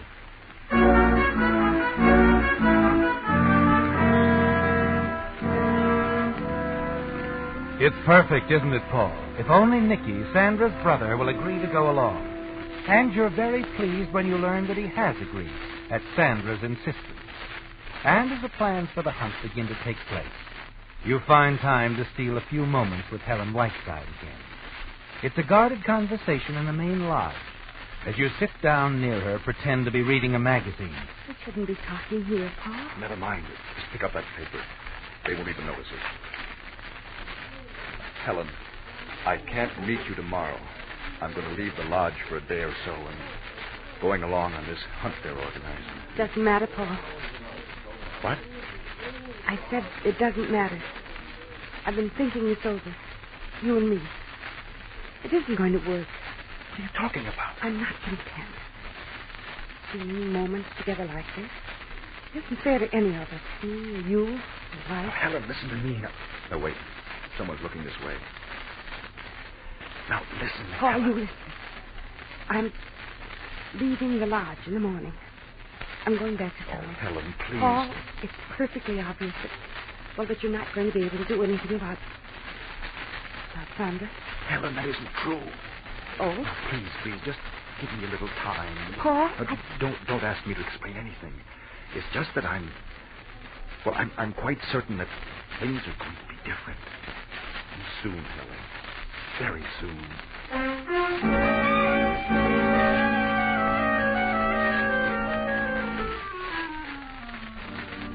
Yes, Paul, you do feel certain that the time has come. And Helen's attitude convinces you of another thing. The schedule for disposing of your wife, Sandra, must be moved up, too. That night, the plan begins to take shape in your mind. It's pretty well in focus, isn't it? As you join the others at breakfast early in the morning and prepare to set forth on the pack trip up into the lonely reaches of the mountains. You have a heavy hunting rifle with an easy reach on one of the pack mules. Nicky has one, too. But no one in the gay, light-hearted party realizes what each of you has in mind. Nicky makes it clear to you at one of the stops along the winding, arduous trail. He waits until you're alone and slips up beside you. Far descending for the last act, that's all. What are you talking about? Oh, stop it, old man. Think I haven't noticed the way you keep eyeing that hunting rifle? Just itching to grab it, huh? Blast my head off? You out of your mind? I'm not that much of a fool with all these people along. Oh, that'll be a later time. After all, when we split up for the hunt, maybe tomorrow. Yes, that might be ideal. Look, this Sir Billy, he's a deputy sheriff, you know. He's a good witness to the little accident. Nothing like having the law on your side. Well, I'll tell you, you better not try anything. Is this a truce offer? Or just something to throw me off my guard? Oh, all right, Paul. I'll believe you for the next 12 hours anyway, huh? Because you really wouldn't try anything in a big group like this, huh? Ah, but tomorrow... Much as I'd relish it, Nicky, I have no such plans for you. Well, we'll see. Right now, I must see to the needs of our mutual benefactor. My dear sister Sandra. Ta-ta, old man. All right, folks, we'll have to hit the trail again. Come on.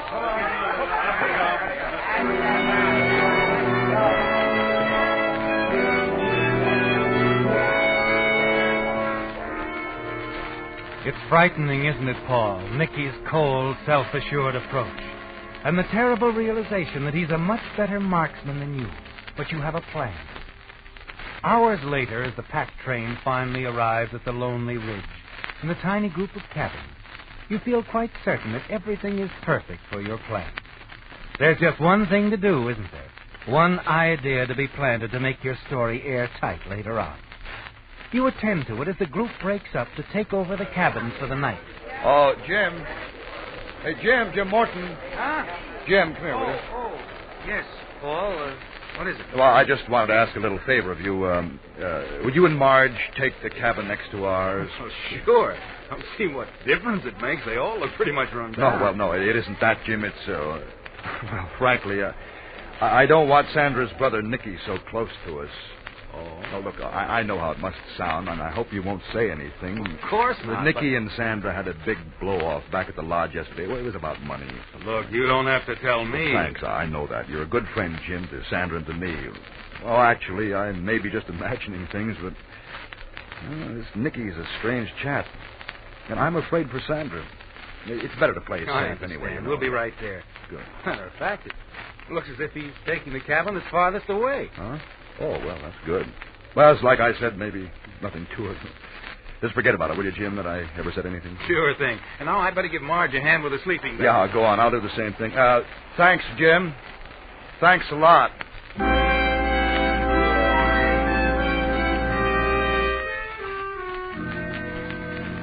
Just a few words, Paul. Something that Jim will forget for the moment, but something he's sure to remember when you need him most, when the rest of your plan is carried out. The next step is a simple one, isn't it, Paul? The window inside the cabin you share with Sandra. She pays no attention as you check it casually, see that it can be raised. It can. You close it again. That's all for now, isn't it, Paul? But a few hours later at dinner with the others around a big campfire, you're very attentive to Sandra and notice with pleasure that Jim Morton keeps watching her brother Nicky. It's all going together perfectly, isn't it? An hour or so later, Mr. Savilli suggests that everyone turn in, get a good night's rest. And they all agree. Later, in the cabin, you pace the floor as Sandra stirs restlessly in bed. Paul, why are you pacing? Aren't you going to sleep? No, not right away, Sandra. Have all the others turned in? Yeah. Bonfire was fun, wasn't it? Yeah, it was all right. Paul, is something bothering you? You've been very quiet ever since we left the lodge. No, it's nothing. I'm going outside, Sandra. I have another cigarette before I turn in. Well, don't wander far. Mr. Savilli said the cliff in back of our cabin is quite dangerous. Yeah, I know all about the cliff, Sandra. Drop of several hundred feet. Well, I'm not thinking of jumping off yet. You know. Oh, please, that isn't funny. You're not really happy with me, are you? Let's not discuss it at this hour, Sandra. I know. You're tired. You're tired of me, of everything. Something else my money couldn't really buy. All right, Paul. This time, when we get back, we'll call it quits. No, wait a minute, Sandra. Good night, Paul. Like you, I'm too tired to discuss it. Oh, but Sandra... All right, go on to sleep. I'll be back soon.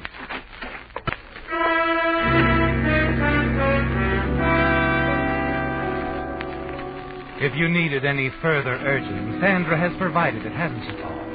Suggesting that the two of you can call it quits, as she puts it. But that wouldn't be enough, would it? Helen is expensive. Sandra's money is very necessary. Yes. And everything is clear and simple now, as you walk quietly to the far end of the row of quiet cabins and knock softly on the door of the last. Who is it? It's me, Nicky. Paul, open up. What do you want? It isn't what I want. It's Sandra. She wants to talk to you. Now? Now. Well, now, just don't worry. I'm not armed. This still isn't the time or the place. Why does she want to see me? What have you told her? Everything, my dear brother-in-law. You're a fool, Paul. Perhaps not. Well, you shouldn't keep Sandra waiting. She's quite annoyed with you. I'll wait till I get a coat. Some boots. Yeah, and your rifle, Nicky, you better bring it along in case you have any doubts. About me. That's not a bad idea. I thought you'd agree.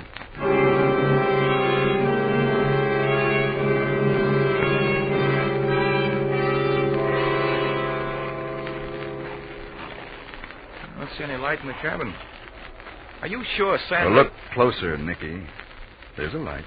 He turns, peers through the darkness toward the cabin. And in that moment, your hand closes around a heavy rock in your overcoat pocket. You lift the rock high. Sorry, Nicky. This is as far as you go.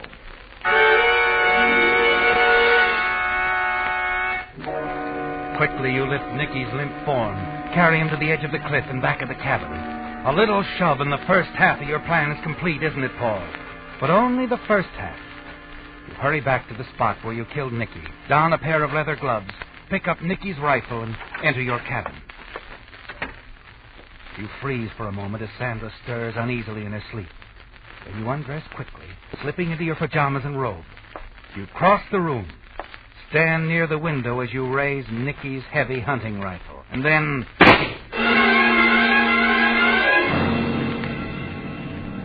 A moment later, you're across the cabin and outside. You hurl the rifle out into the snow, and then shout at the top of your lungs. Jim Morton, Mr. Savelli, help! Help somebody, come quick! Help!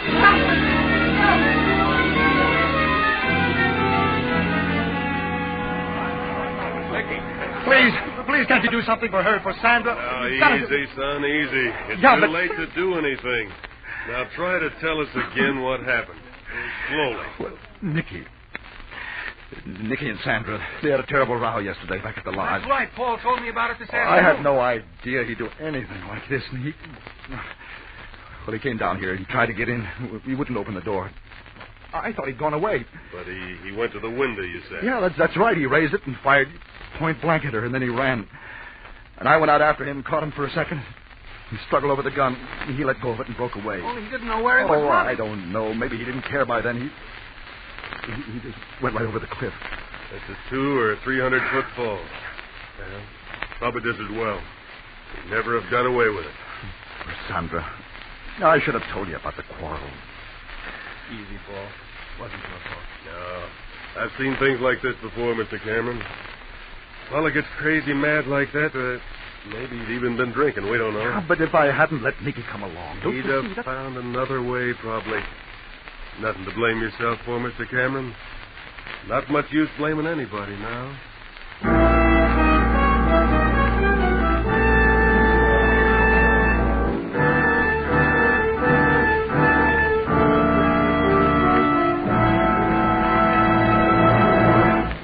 Did you know that right now, during the rainy season, scientific lubrication is even more important to your car to keep moisture from working into vital moving parts and causing expensive damage?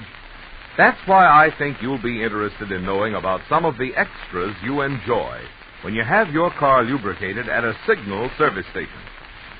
First of all, Signal dealers take no chances on memory when it comes to the many lubrication points on your car.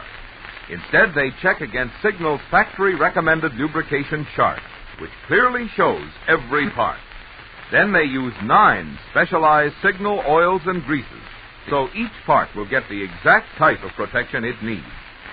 And finally, just to make doubly sure not a single part is ever overlooked, they check each part again, which is why it's called Signal Double Check Lubrication. Now, that's the kind of lube job you want if your car is to give you the long, trouble-free service that was built into it.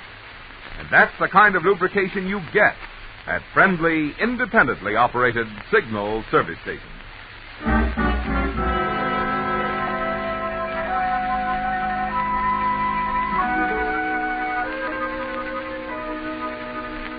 Well, Paul, it's all over, isn't it? And in a way that you're certain leaves you in the clear. It's simple, isn't it? So simple that even the slow-thinking sheriff's deputy, Mr. Savelli, can have no difficulty in adding things up. You're sure he will have to reach the inevitable conclusion that Nicky killed his sister out of frustration when she threatened to cut him off without a cent.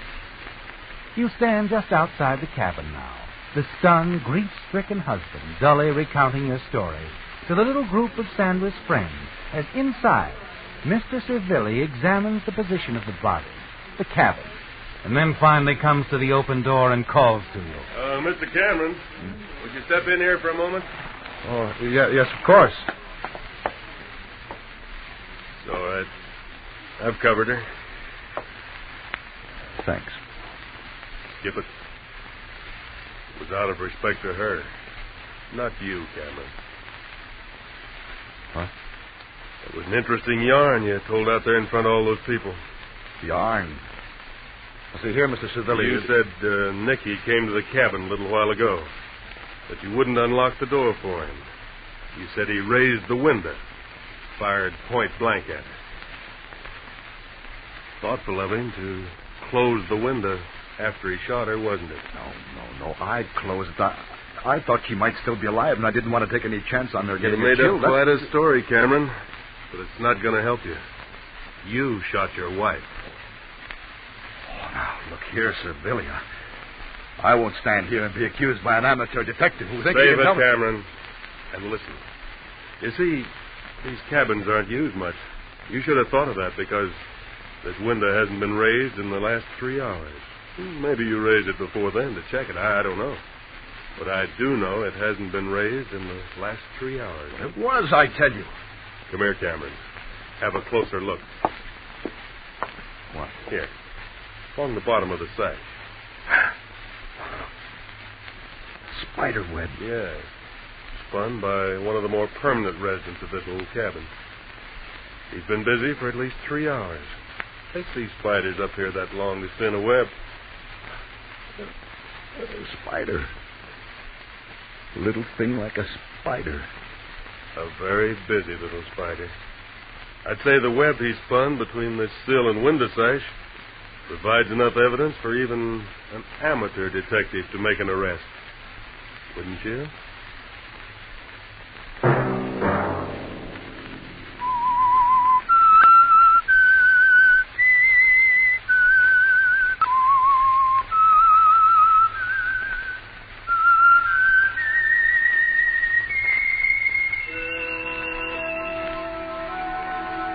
Let that whistle be your signal for the signal oil program, The Whistler, each Sunday night at this same time. To men over 17, the National Guard suggests you find out how you can meet your military obligations this pleasant way. Train with your hometown buddies, learn new skills, and enjoy sports, while you live at home and get a day's regular pay for each 2-hour drill period. For more information, inquire at nearest National Guard headquarters.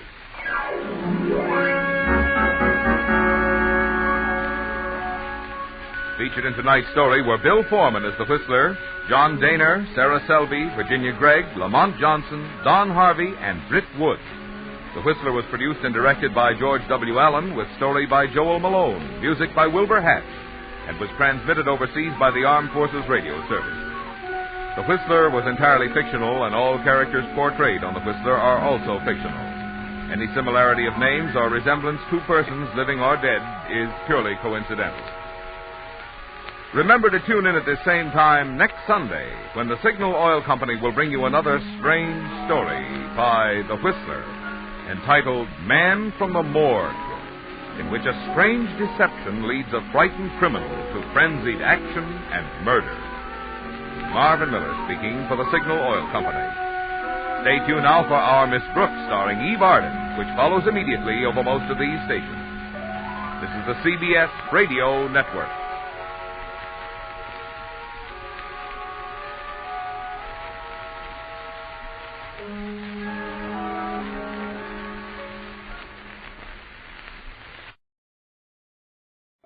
This is Orson Welles speaking from London.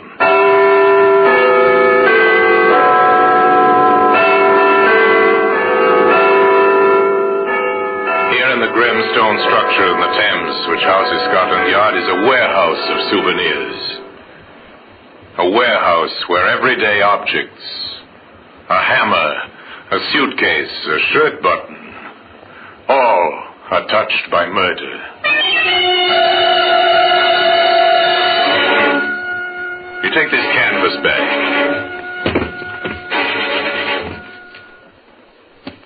This canvas bag might give us a liter. What's that writing on it, Sergeant? It's the name of a local merchant, J. Gregory, Northampton. Now, today, that canvas bag can be seen in the Black Museum.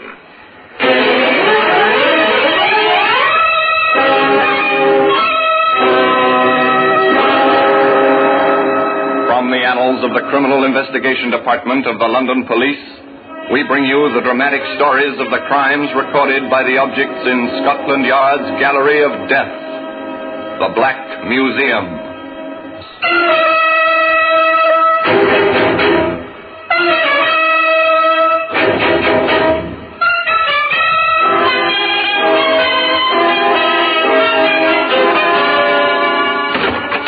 Well, here we are. In the Black Museum, Scotland Yard's Museum of Murder. Yes, here lies death. All the ways and means of death. Guns, of course, abound in plenty, but there are other simpler objects, things that were never meant for murder. Now, this gold trophy. A famous sportsman climaxed a great career by winning this. Later, it was an exhibit in his trial. It was proved he had used it to batter a man to death. Here's a knitting needle, perhaps used to knit for absent friends for children not yet born. And it was put to more lethal use, to end a life. Here we are. Here's the canvas bag.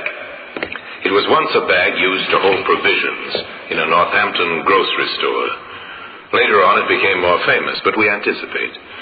Let's begin the story not with the canvas bag, but with a certain young woman who, at her home in Birmingham, was packing her suitcases.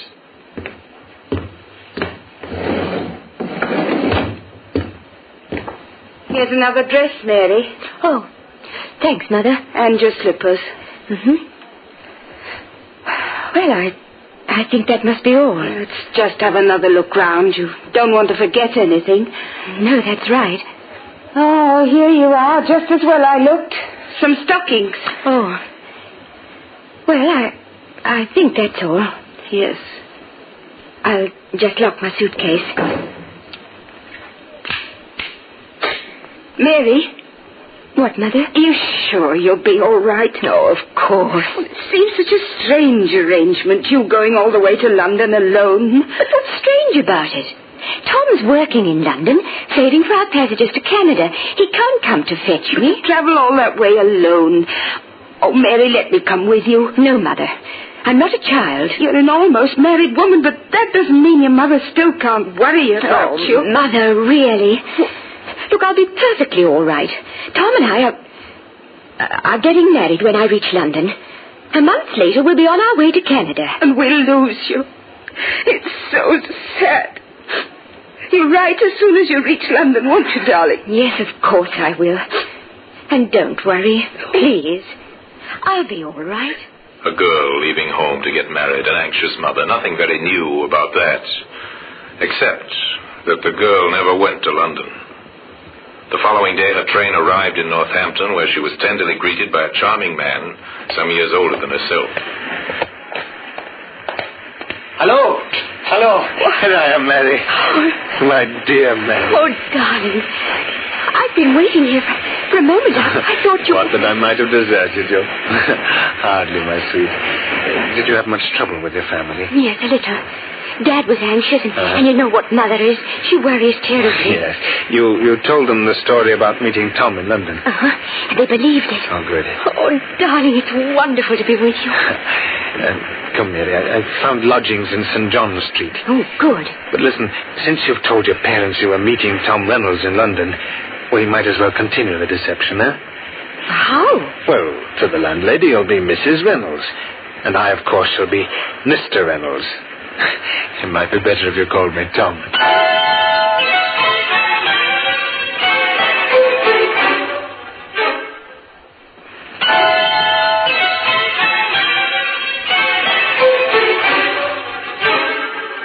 The landlady found Mr. and Mrs. Reynolds a charming couple, so devoted, so very much in love. Good afternoon. Good afternoon. I'm Mr. Reynolds. I wrote to you about a room. Oh, yes, Mr. Reynolds. I was expecting you today, just like you said in the letter. And this is my wife, Mary. Pleased to meet you, Mrs. Reynolds. I expect you'd like to see the room right away. Yes, I would. Well, if you'll just follow me. There's only one flight of stairs. Let me carry the bag, dear. It's too heavy for you. All right. Have you any idea how long you'll be staying, Mr. Reynolds? Well, I can't tell you at the moment. It depends on circumstances, doesn't it, sweetheart? Yes, dear.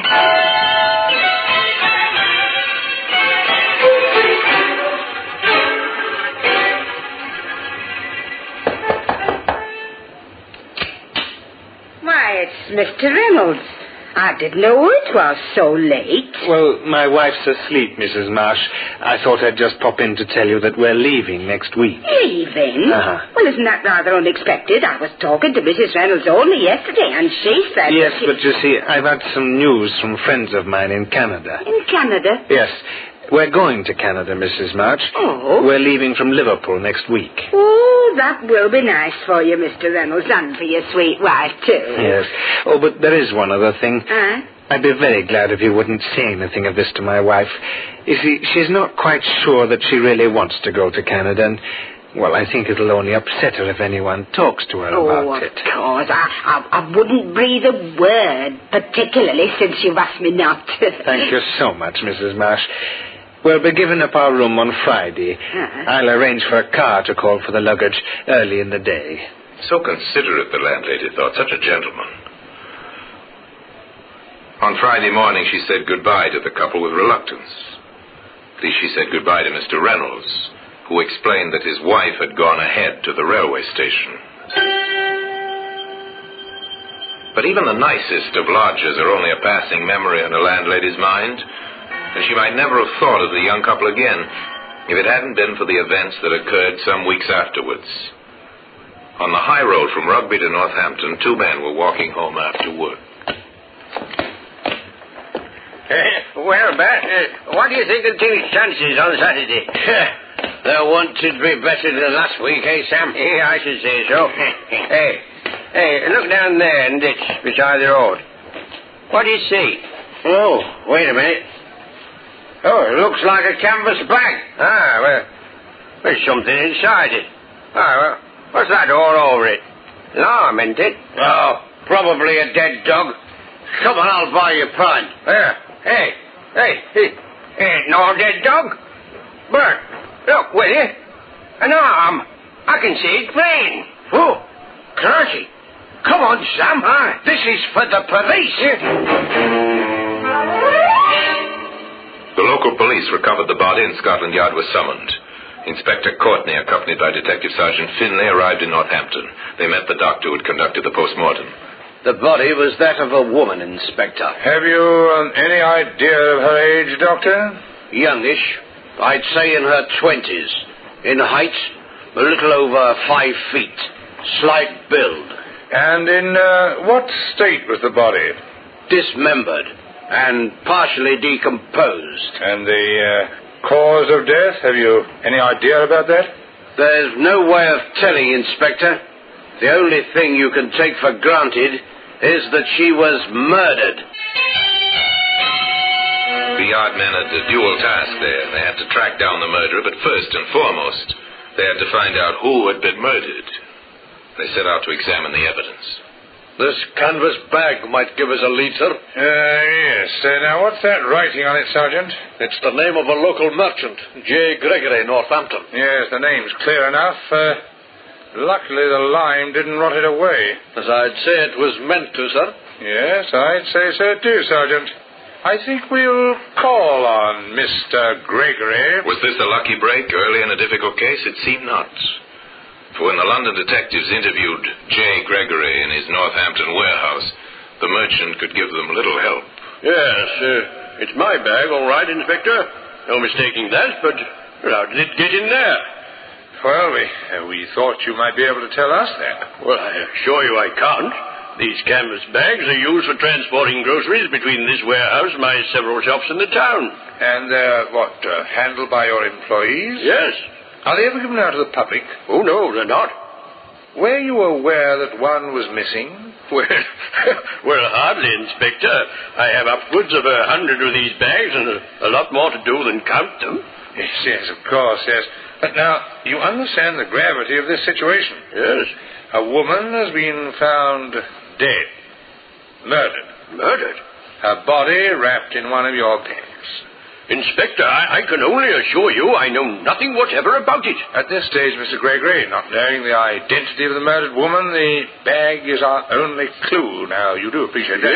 Yes, of course. Sir, that I'd like to talk to one of your employees who might have handled these bags and who might have been in the position to take one or even give one to somebody else.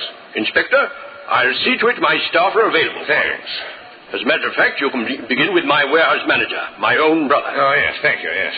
Wait, I'll get him. George? George, come here, will you? Presently, the obliging Mr. Gregory returned with his brother, the warehouse manager, he too was courteous and polite to the detectives, and only too ready to answer the questions they asked him. Now, where do you live, Mr. Gregory? In Birmingham. 7 High Street, Birmingham. And are you married? Yes. Wife and 2 children. And you live at home? Well, sometimes I stay here at the warehouse. You know, because of the distance involved in travel, you understand? Oh, yes, perfectly. Now, tell me, have you ever lent or given anyone outside the firm one of these canvas bags? Well, I don't like to mention it, but... Well, go on, George. Tell the inspector whatever he wants to know. Did you give away one of these bags? Well, yes, as a matter of fact, I did, John. I know it was against regulations, but... Well, a tramp came in one day asking for some scraps of food, and... Yes, and... Well, I felt sorry for him, you know how it is. Yes, quite. I gave him a couple of tins and a canvas bag to carry them in. Sorry, John, but that was the only occasion I have given one away. Now, could you tell me how long ago would this have been? Oh, well, I suppose about 6 weeks, perhaps a bit longer. I'm afraid I can't remember the exact date. Well, thanks very much, Mr. Gregory. I don't suppose you can help us in this matter of the murdered woman. I mean, you've no idea who it might be. Well, none whatsoever, Inspector. I'm sorry. Well, thank you very much indeed, gentlemen. Good day to you. Good day. The inspector left the warehouse deeply disappointed. It seems that the trail led nowhere. For the inspector believed this story of the tramp that George Gregory had told him. There's no reason why he should not have believed it. But today, evidence that proved the lie can be seen in the Black Museum.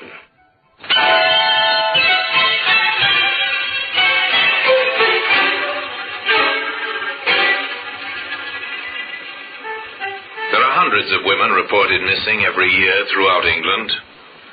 Now to the local police stations throughout the land, the messages went out in a long and slow search to find the identity of the murdered woman. Desire information on any woman reported missing within past 2 months. Special attention to young woman about 5 feet in height, of slight build, well-dressed. In answer to your inquiry, we've checked all missing persons approximating to the description given in the Glasgow area during the last 2 months. There are 3 missing persons whose descriptions might fit the one given, and further investigations being made in each case. I shall report further within the next 7 days. Hello, sir. This is Scotland Yard. We've been looking into your inquiry, and we find that in the London area there are 27 cases of missing persons. That would seem to justify investigation in relation to your inquiry. From preliminary inquiries, 13 of these cases can already be discounted. On the remainder, further inquiries are still being made. We'll be in touch with you later, sir. Goodbye. The reports came flooding into Scotland Yard. The leads faithfully followed. Dead ends, all of them. The investigation into murder was bogged down because nobody knew who had been murdered. Here's another one, Inspector. People by the name of Wilson in Birmingham. Worried about their daughter. Oh, I never knew there were so many youngsters who run away from home. Well, still, have it checked, Sergeant. Right, sir. Another patient inquiry begins. When did your daughter leave home? Where was she going? Have you heard from her?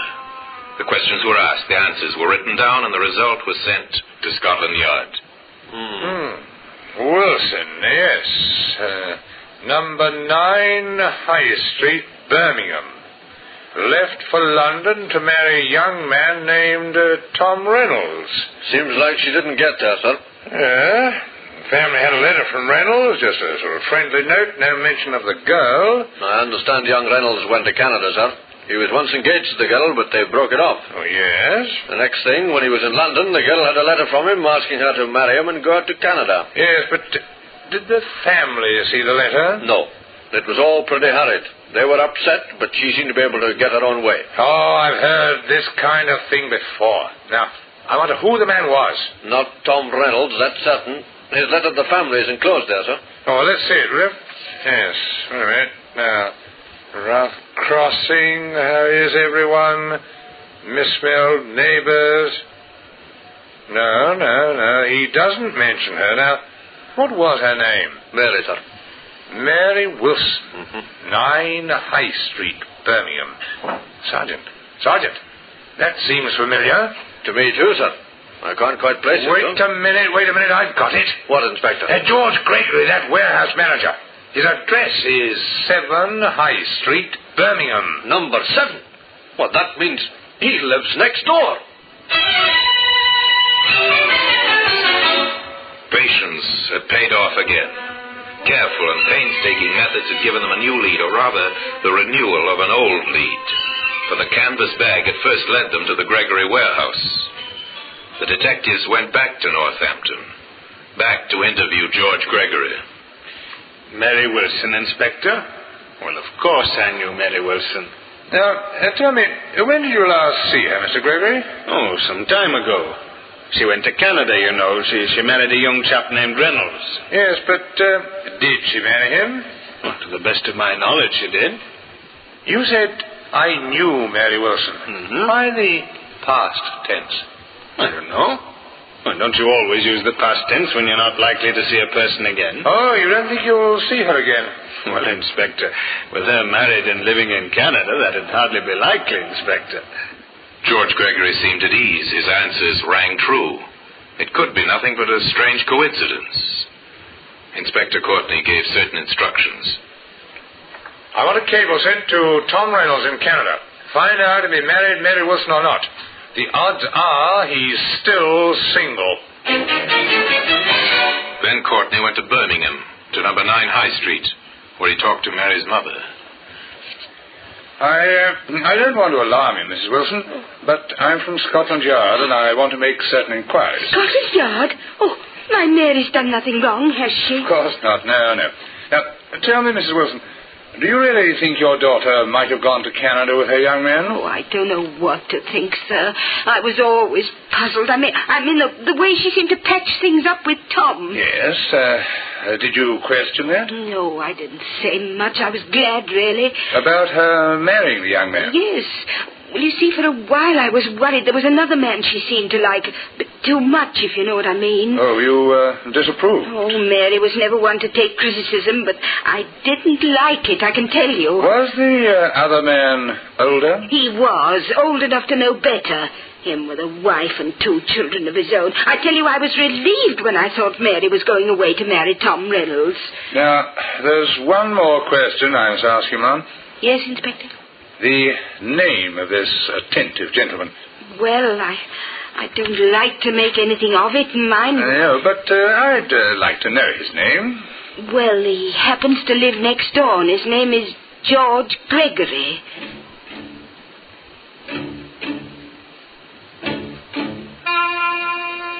We've had a reply to your Canada cable, sir. Okay, Sergeant, go ahead and read it. Tom Reynolds is living in Ottawa. He's a bachelor. Last time he saw Mary Wilson was in Birmingham 3 months ago. What about his letter from London? There was no letter from London. It was beginning to add up. Point by point, link by link, a chain of circumstantial evidence was being forged by the patient police. I think he's our man, Sergeant. And imagine it, sir. He's been here under our noses since the very first clue you picked up. Yes, the canvas bag. Led us right to him. But we haven't tied it up yet. What's the next move, sir? Mary Wilson left for London to meet Reynolds. Or so it seems she told her parents. Yes, it seems more than likely, sir, that they came here. So they must have lived somewhere, she and the man she met. Now the detectives went through the town, front streets and back streets, fashionable hotels and cheap boarding houses. They went wherever there was a sign, rooms to let. Well? We're from Scotland Yard, ma'am. We're inquiring about a young couple who might have stayed here some, 6 weeks to 2 months ago. No, not here. Only take regulars. Had all my boarders for the past 12 months. Thank you, ma'am. Sorry to have troubled you. They ran the whole gamut of landladies. The suspicious landladies, the mean, the garrulous landladies, the kind, the generous, the curious. Then in a lodging house in St. John Street, their work paid off. A young couple? Yes, I've had a few. What was their name? We're not sure what name they might have been using. Oh, you mean Crooks? Well, let me see. Oh, it couldn't have been that nice young couple, Mr. and Mrs. Reynolds. Now, What was that name? Reynolds. Tom Reynolds? Yes, I believe it was. Such a nice man. Oh, and his young wife was named Mary. She was awfully sweet. Mrs. Marsh, can you give me a description of Mary Reynolds? Well, yes, I think so. Short, about 5 feet tall, brown hair, rather pretty. Yes. Not much help, I'm afraid. I can't remember any other details. Oh, you helped a lot, thanks. And the man? Tall, dark hair, and a small mole on his left cheek, older than her. Uh-huh. Oh, but he was very nice indeed. Oh, surely they couldn't have done anything wrong. Mrs. Marsh, can you, I want to attend the police station tomorrow morning at 10? Me? Why, sir? Well, we'll be having an identification parade at 10 sharp.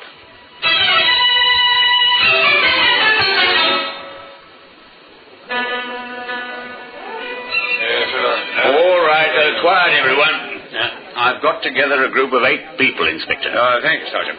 Mrs. Marsh, I want you to try and identify the man you knew as Tom Reynolds. All right, Inspector, but really, I know he and his wife went to Canada. Nevertheless, if you don't mind, just walk slowly down the line and examine each man.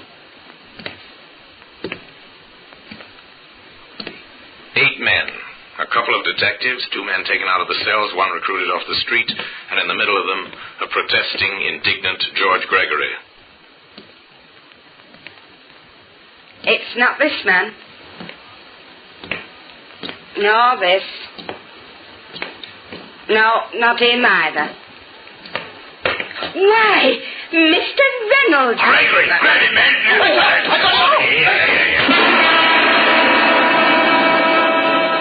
There were enough policemen present to overpower the hastily departing Mr. Gregory, who was immediately arrested on a charge of having murdered Mary Wilson. Today, the evidence that brought about his downfall, the canvas bag that first directed police attention to him, occupies a place of honor in the Black Museum. George Gregory killed the woman, he said, because she was too much in love with him to let him go, but he couldn't afford the scandal that might arise if he continued his association with her. Not a very nice reason, but then, the reason for murder seldom are. Anyway, George Gregory was tried and convicted, and paid for his crime one morning at 8 o'clock. And now, until we meet next time in this same place for another story about the Black Museum, I remain, as always, obediently yours.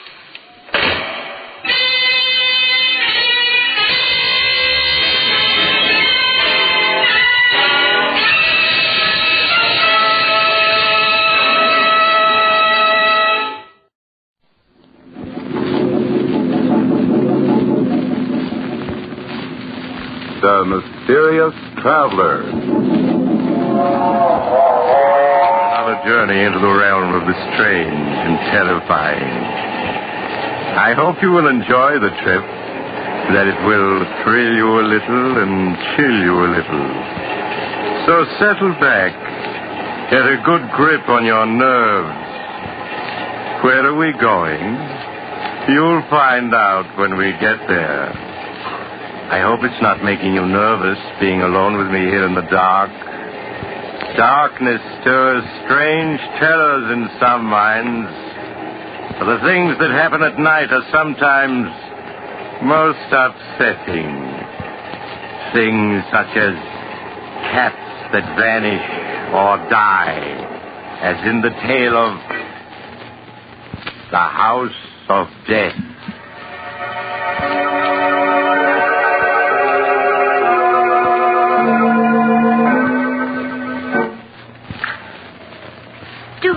Living out in the country this way, Louise. We're so isolated from everyone. Yes, Martha. It was much nicer when we lived in our own house in the village. Even if Roger and Hester are our nephew and niece, we should never have let them persuade us to move out here with them. Oh, doesn't that wind ever stop blowing? Oh, Martha, Roger and Hester are coming. I just saw the car turn into the drive. Hope they brought a maid. What's the matter with Toby and Queenie? Oh, Mother's little darling's hungry. Even Toby and Queenie don't like living here. Yes, they do seem unhappy. But Toby hasn't been eating well at all. Louise is very foolish out living here with Roger and Hester. I think we should move back to our house in the village where we can really be happy. Oh, Martha, could we? I see no reason why we can't. So much nonsense about our being invalids and too old to live alone. Hello, Aunt Martha. Aunt Louise. Oh, Roger, were you able to get a maid for it? Oh, I'm sorry about that, Aunt Louise. I tried, but it's just impossible to get a maid these days. But, Roger, you know we need someone to push Louise around in her wheelchair. It's too much for me. Well, I'm sure Hester will do anything you ask. How are you, Aunt Louise? Aunt Martha? I brought you some good hot tea and some biscuits. Thank you, dear. Roger, Louise and I have been talking things over. Now, it is very kind of Hester and you to invite us to live with you, but we were much happier living in the village and would like to go back to our house. What? But, Aunt Martha, it's much better for you here. Why, of course. You're homesick, that's all. Why, certainly. In time, you'll come to love this place as we do. Now, we don't want to hear another word about your leaving us. We couldn't be happy thinking of the two of you living alone in that house in the village. Come along, Roger. Let them drink their tea. Yes, Hester. Well, see you both later. They're really so good to us, Martha. But I do wish they'd let us return to our own house. Tea tastes strange. You tried it yet, Louise? No. Well, yes, you're right. It does taste funny. Probably the water they use. Nothing out here seems as good as it was home. You better not drink any more of it. No, do you remember the little teas we used to give when we lived in the village? Mary Thompson came over every afternoon. It was so nice. There's no reason why we can't move back to our house and have those teas again. But you heard what Roger and Hester said. Our health isn't so good, and we need someone to look after us. Well, what of it? All that money Father left us, we can afford a dozen servants. Yes, Louise, I think we'd better plan to return home.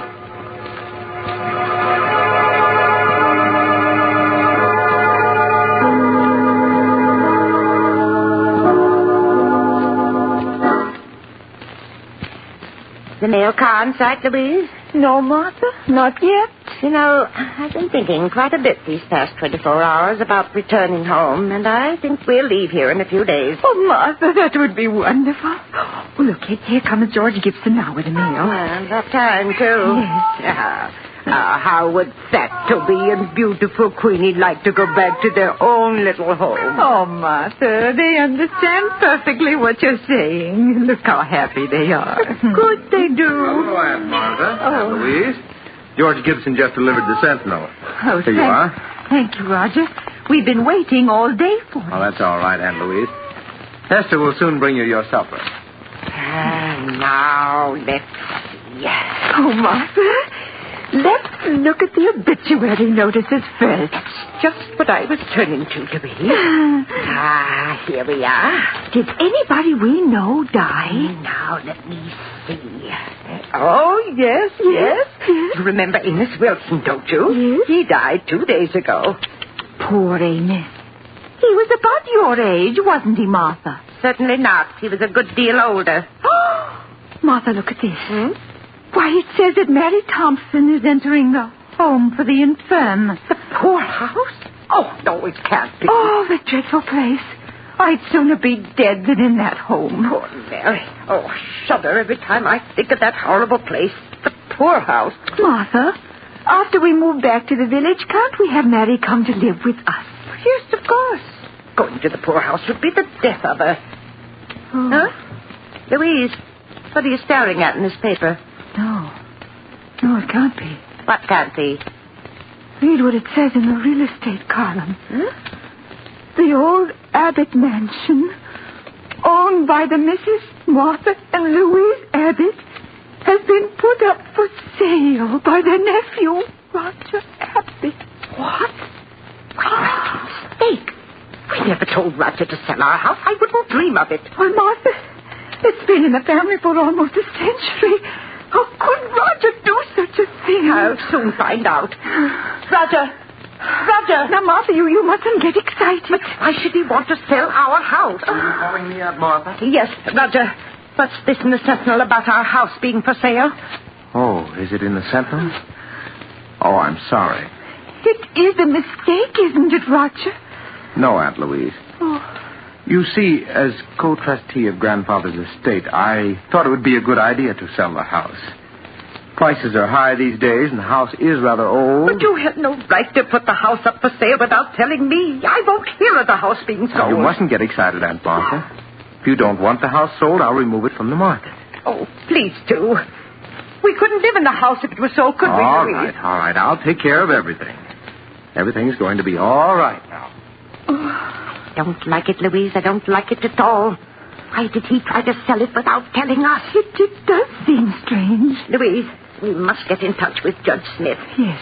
He's the administrator of Father's estate, and he'll take care of everything for us in the way we want it. It isn't that I don't trust Roger, but you must recall the scrapes he was in when he attended college.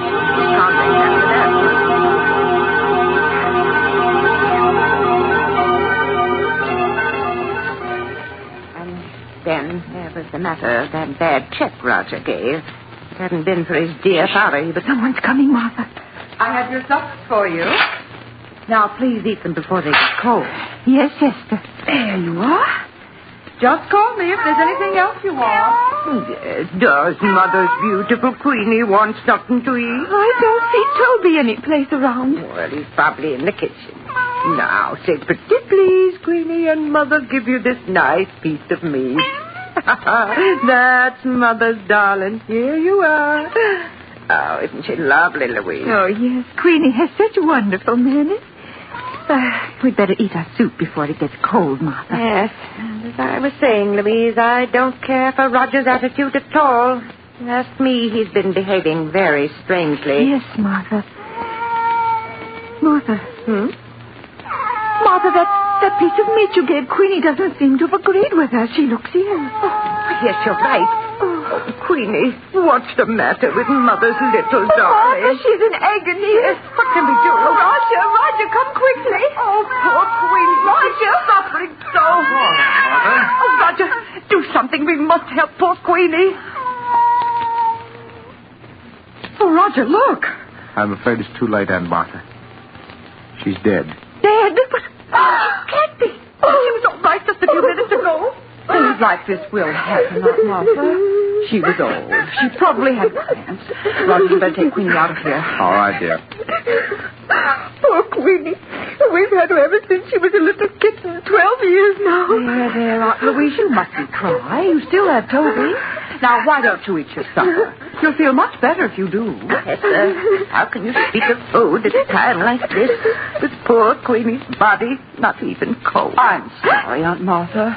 If you want me, just call. Oh, Martha, it won't be the same without Queenie.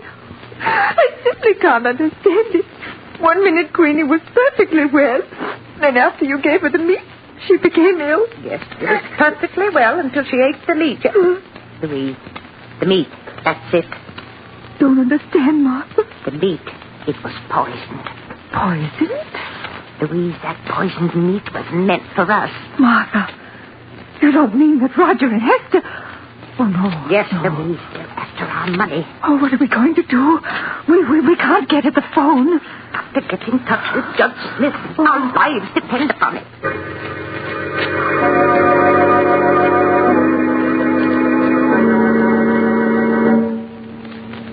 The two old ladies stared at each other, terror in their eyes.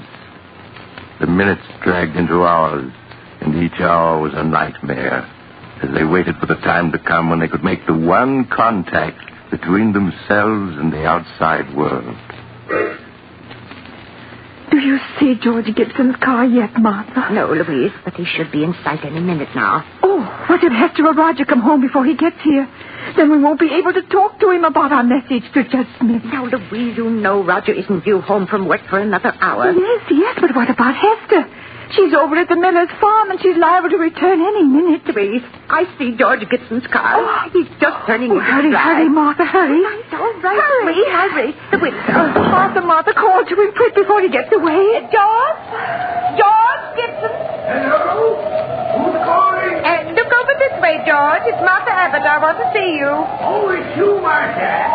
Howdy, I'm coming. He's coming, Louise. Do you hear? Now we'll be able to get in touch with Judge Smith.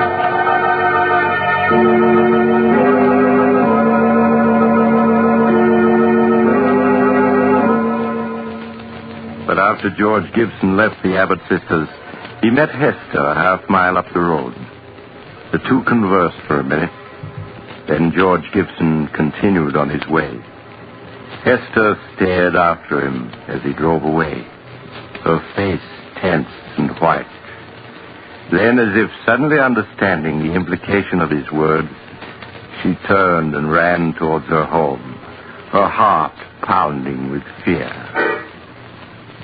Roger, I just met George Gibson, and he told me that when he delivered the mail here, Aunt Martha and Aunt Louise called him into the house. Call him into the house? Yes.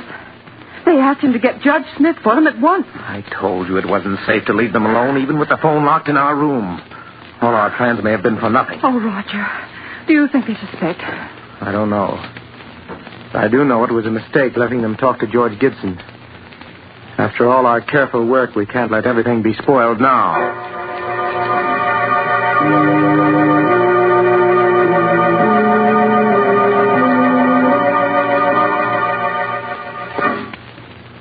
Oh, Martha, these past 24 hours have been endless. Where can George be? He's probably delayed somewhere. Oh, Martha, there. George is coming. He just turned into the drive. I told you he wouldn't fail us. Oh, but Roger and Hester are in the house now. What if they don't let George see us? Nonsense. When George has a message to deliver, he delivers it. Roger's just gone out to get the mail, but... Louise. What is it, Martha? What's wrong? That isn't George Gibson driving the mail car. What? The man driving it's only a youngster. Now he's leaving. Martha, what does it mean? I don't know. I don't understand. Perhaps George is ill and he couldn't come today. Hello, I'm Martha Louise. This magazine just came in the mail. Thought you might like to see it. Thank you, Roger. Why didn't George Gibson deliver the mail? Oh, so you noticed there was a new driver today? Yes. I'm sorry to tell you this, but poor George Gibson was killed last night. Killed? Oh, no. He had an accident as he was returning to the village. An accident? Yes. I don't want to speak any more about it. It'll just upset you. Hester will bring you your supper soon. Oh, poor George. That means Judge Smith never got our message. Oh, Martha. Louise, don't you see? It wasn't an accident. But Roger said it was. George was deliberately killed to keep him from going to Judge Smith. Martha, you don't mean that Roger and Hester... Yes, Louise. He won't stop at anything to get our money. Oh, Martha, I'm so frightened. Oh, we must have courage or we're lost. Oh, but if we can't get word to the outside and they're poisoning our food... Well, we haven't eaten a thing since poor Queenie died.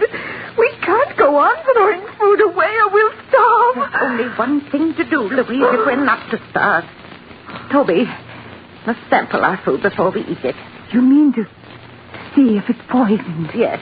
Oh, I know it's dreadful risking poor Toby's life like that, but it's the only thing to do. And meanwhile, we must get in touch with Judge Smith. We must.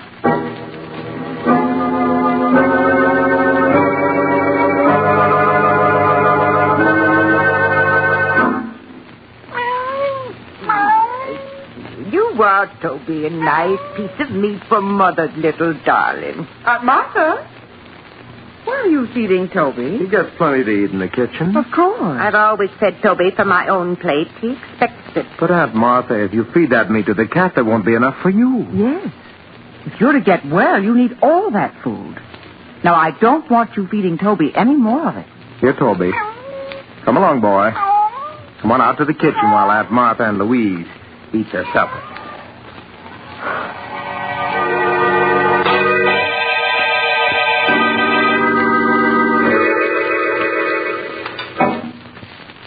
How are you, Aunt Martha? Louise? I brought you your lunch. Doesn't it look good? Yes, Hester, it's very nice. Lunch, eh? Here, Toby. Here, kitty. Hester, have you seen Toby? No, Aunt Martha, I haven't. Oh, but where could he be? Toby's always on time for meals. He's probably someplace around the house. Now eat your lunch before it gets cold. Oh, Martha, where can he be? Toby will be along in a few minutes.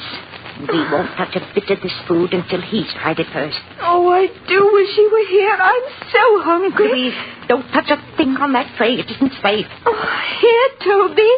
Here, kitty. Here, kitty.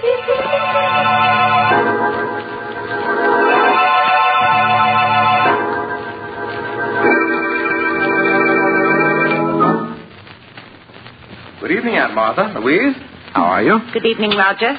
I have your supper here for you, too. But, Aunt Martha, neither of you ate your lunch. What's wrong? We weren't hungry, Hester. Have you found Toby yet? No. I've looked everywhere for him, but he seems to have disappeared. Oh, no. Now, you mustn't worry. I'm sure he'll turn up. Yes. Aunt Martha, you and Louise can't afford to miss meals in your state of health. Why, certainly not. Now, we want you to eat everything that Hester has brought you. Yes, you'll make us very unhappy if you don't. Now, eat it while it's hot. Come along, Roger. I'll get you your supper. All right, dear. Did you hear what she said about Toby, Louise? Yes, he's vanished. Nonsense. They've killed him. You saw how angry they were last night when we fed Toby from our plates. They've killed him, so he won't spoil their plans. Martha, what are we going to do? I'm so hungry. Got to get word to Judge Smith before it's too late. But how? Tomorrow, I'm going to go out to the road and try to get to the village. But, Martha, it's 2 miles to the village, and you know you can't walk more than a few yards. You're not strong enough. Louise, with either starvation or poisoning staring us in the face, we haven't any choice. I must try to reach the village.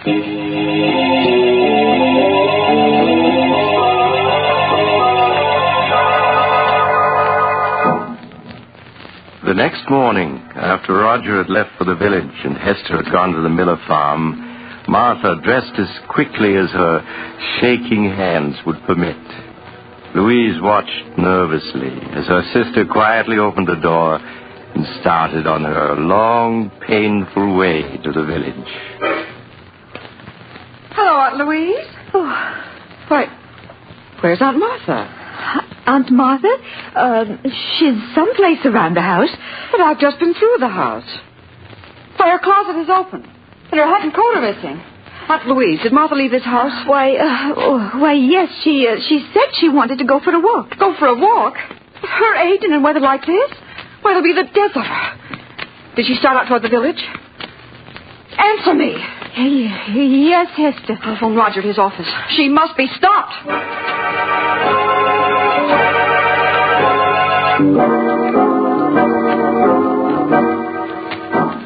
20 minutes later, as Roger drove along the road leading to his home, he saw a small figure in the distance.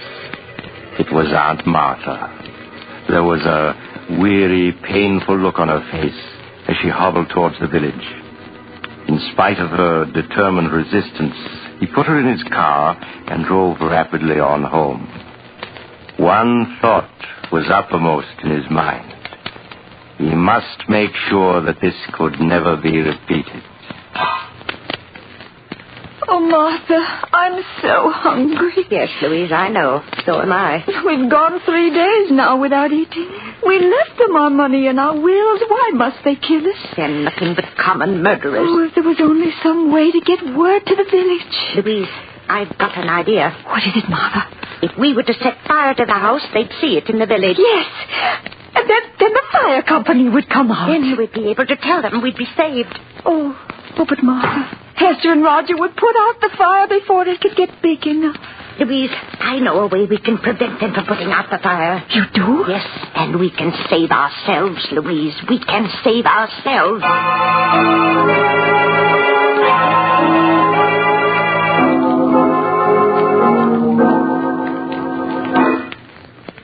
Here, Toby. Here, kitty. Aunt Martha. Why are you looking down the cellar? You should be in your room. Yes, it's drafty out here in the hall. Now, come on, close the cellar door and go back to your room. But I heard Toby crying. He's down in the cellar, and I won't go to my room until I get But him. Aunt Martha, Roger, just to put Aunt Martha's mind at ease, why don't you go down to the cellar and see if Toby is there? Oh, all right. If you ask me, it's just a waste of time. Oh, please help him look for Toby, Hester. You'll find him so much quicker if you both look for him. Oh, very well. But you go back to your room so you won't catch cold. Roger, you see him? He doesn't seem to be any place here in the cellar. Now we'll see just how smart you are, trying to poison us. There, you won't stop us from escaping now. I must get Louise. Louise! Yes, Mom. Oh, Louise, it worked. Martha, you mean you were able to lock them in the cellar? Yes, and with the door locked, they can't get out. Aunt Martha, unlock this door. Let us go! Oh, they found out they're locked in. Don't you worry about it, Louise. I'll take care of everything. Oh, Martha.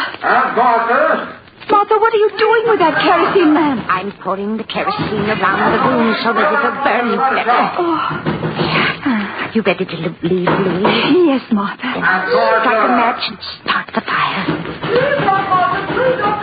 Oh, how quickly it's starting to spread. Yes, we better leave. I'll push your wheelchair, Louise, and you try to help by rolling the wheels. Yes, Louise. There. Yes, they're coming along nicely. Oh, Martha, I hate to do this. Louise, you mustn't waste any pity on them. Even if they are our niece and nephew, they're nothing but common murderers. Yes, I suppose you're right. Now I'll just open the front door and we'll be free. Roll the wheels a bit, Louise. Yes, I am. Just a few feet more and we'll be safe. There. Far enough away from the house to be perfectly safe. Oh, my. The whole house is on fire now. Yes, lovely fire, isn't it? I don't feel cold at all. Oh, do you think they can see it in the village by now, Martha? I'm sure they do. Remember, Louise, when the fire company gets here, we don't know what happened to Roger and Hester.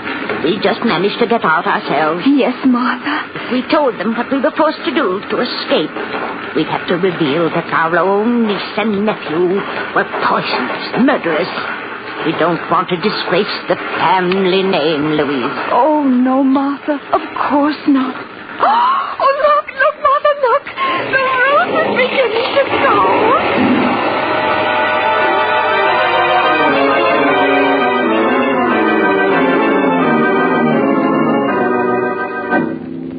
A few minutes later, the fire company arrived to find Martha and Louise in the garden, staring at the roaring fire which had been their home. It was too late to save the other occupants of the house, so the men were forced to stand by helplessly and watch it burn.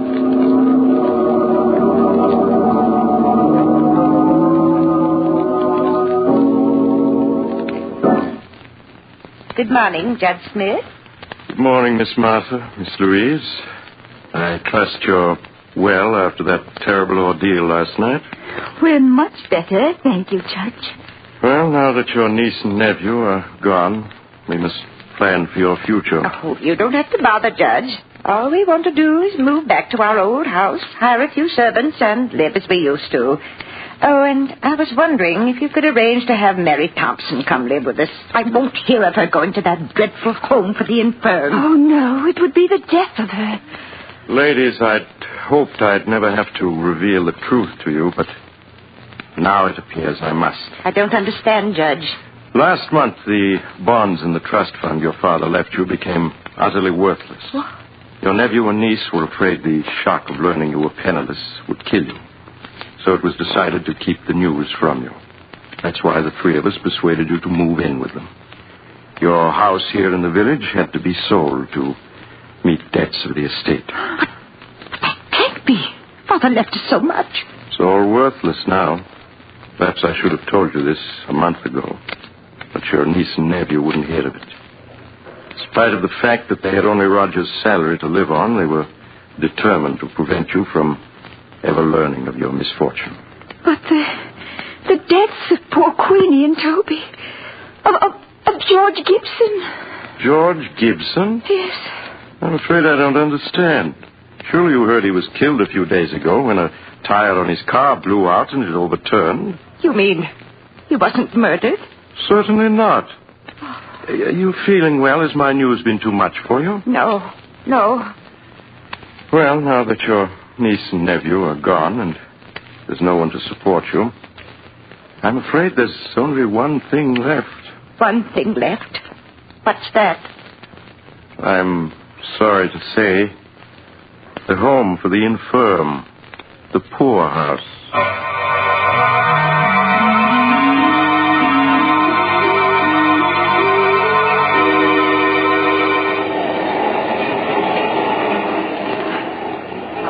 This is the mysterious traveler again.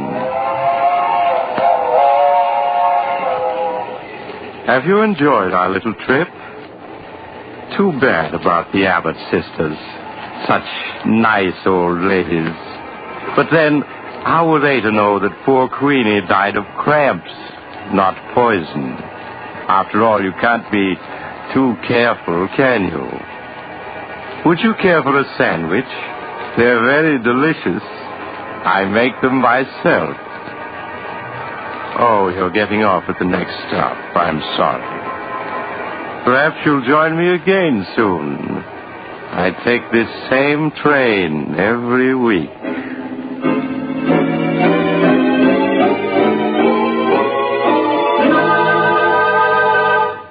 You've just heard Chapter 9 of The Mysterious Traveler, a series of dramas of the strange and unusual brought to you each week by station WOR. In tonight's program, The House of Death, Irene Hubbard played Martha Abbott and Elizabeth Morgan played Louise Abbott. The Mysterious Traveler, written by Robert Arthur and David Cogan, is directed by Jock McGregor. Original music was played by Doc Whipple.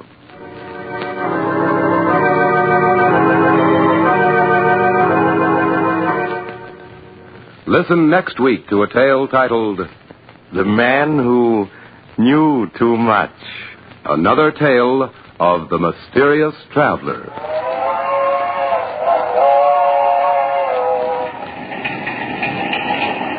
The Mysterious Traveler is presented by WOR Mutual every Sunday at 7 over most of these stations.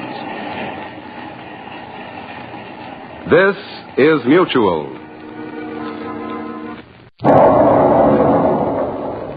The Strange Dr. Weird.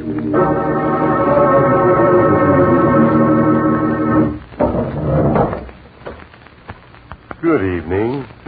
Come in, won't you? Why, what's the matter? You seem a bit nervous. Perhaps the cemetery outside this house has upset you. But there are things far worse than cemeteries.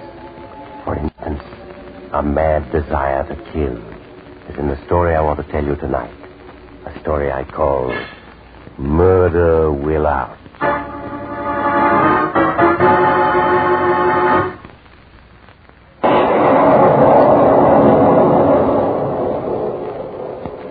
My story, Murder Will Out, begins in a large park of an eastern metropolis.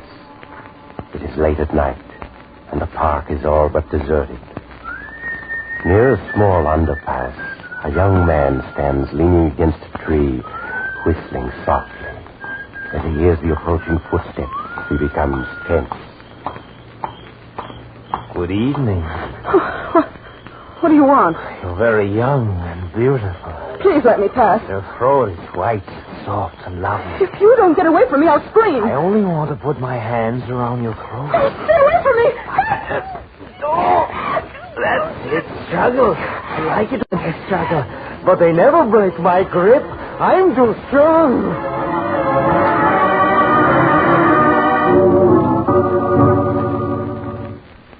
Good morning, dear.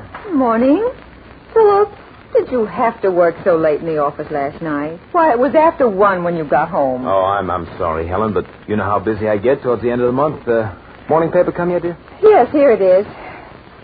Philip, they found another girl strangled to death last night. Oh, you don't say. Isn't it horrible? 5 young girls in less than 2 months. It's getting so I'm afraid to go out alone at night. Oh, Philip, speaking of going out, will you be working tonight? Well, I don't know yet. Why do you ask? Well, Claire Winthrop made an appointment for me tonight with that marvelous new fortune teller, Andre Duval. And I want you to go with me. Now, Helen, you know what I think of fortune tellers. They're all a pack of frauds and charlatans. Oh, but Duval isn't a fraud, Philip. Oh. He's predicted some of the most amazing things that have come true. Helen, that's nonsense, pure nonsense. I tell you he's a fraud, just like the rest of them.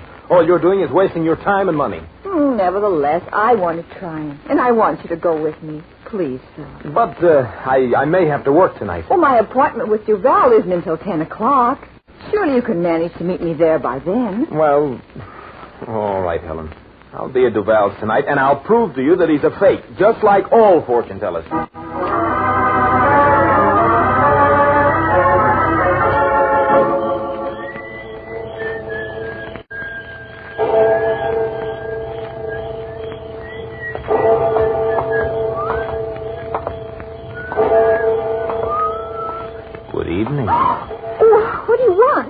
just want to look at Oh, you. please let me bite. You're beautiful, just like the others. Like the others? Yes, your throat is so soft and lovely. It's You're the just as strangler. soft. That's it, struggle. I like it when you struggle. But you see, you can't break my grip.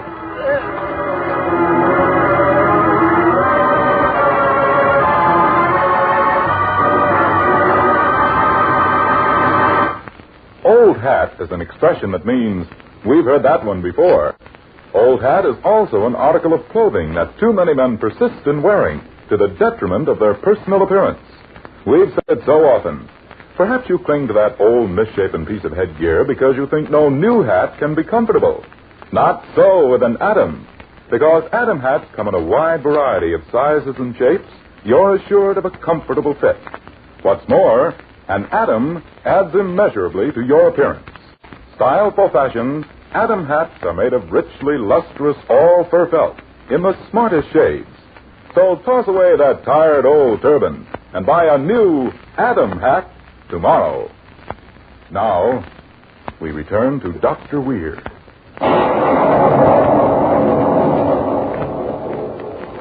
And now I'll continue my story, Murder Will Out.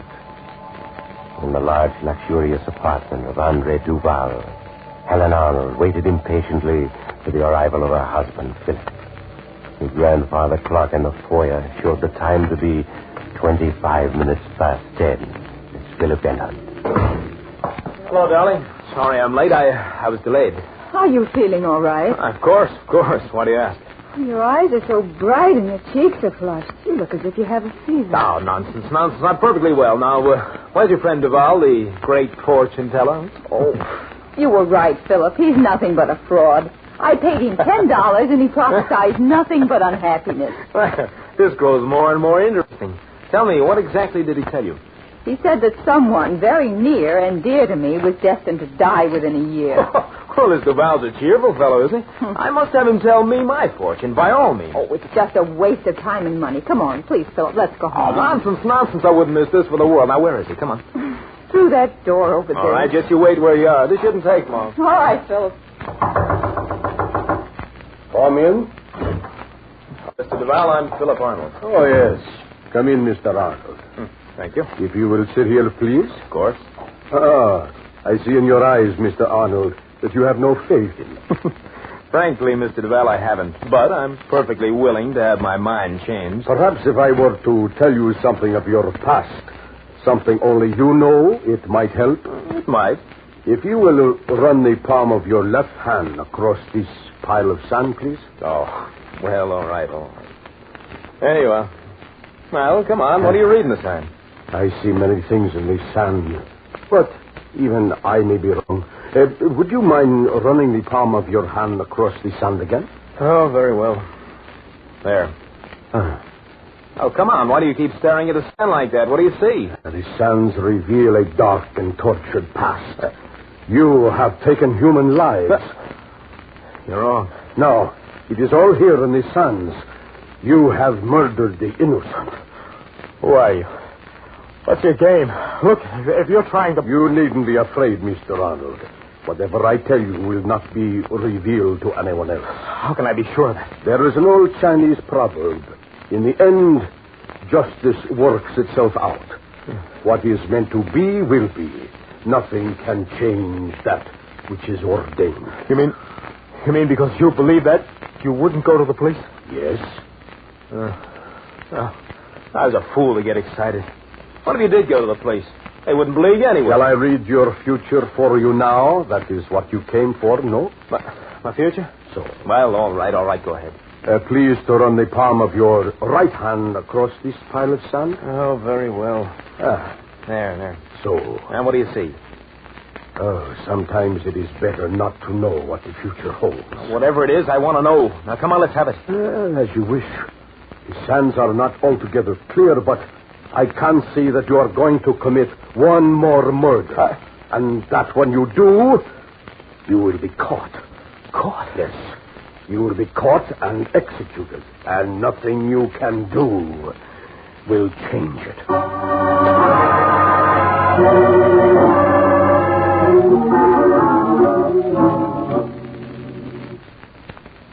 What's wrong with you? Ever since Duval told your fortune the other night, you've been nervous as a cat. I'm perfectly all right, I Oh, you're not. You haven't slept a wink for 3 nights.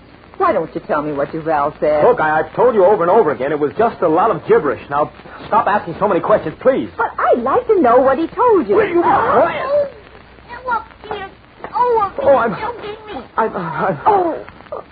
Helen, I'm sorry. I don't know what came over me. I didn't mean to choke you, darling. I'm sorry if I nagged you.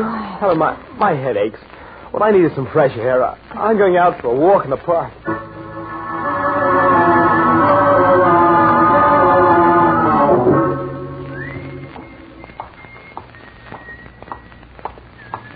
Good evening. Oh, you startled me. I'm sorry. What do you want? Please let me pass. You're so young. You have such a lovely white throat. You're the strangler. No, don't. Oh, such a lovely throat. You are going to commit one more murder. No. And when you do, you will be caught. No. Wait. She's gotten away. It's all Duval's fault. It's Duval.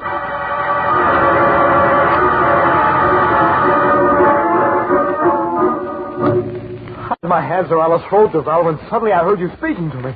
You said you're going to commit one more murder. And when you do, you'll be caught. And thus it shall be.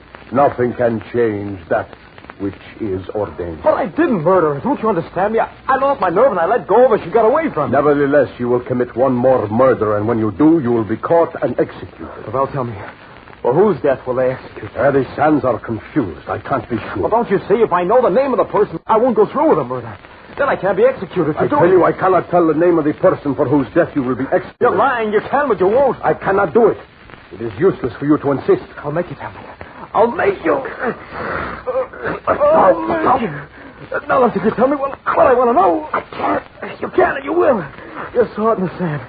Give me the name. No, I give it to me.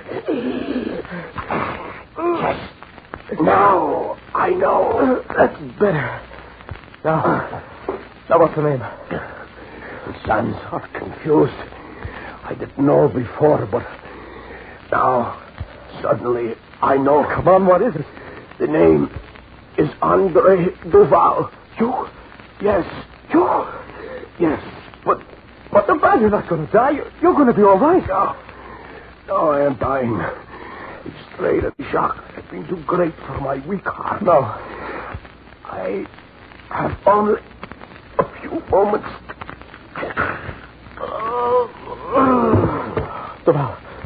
Duval.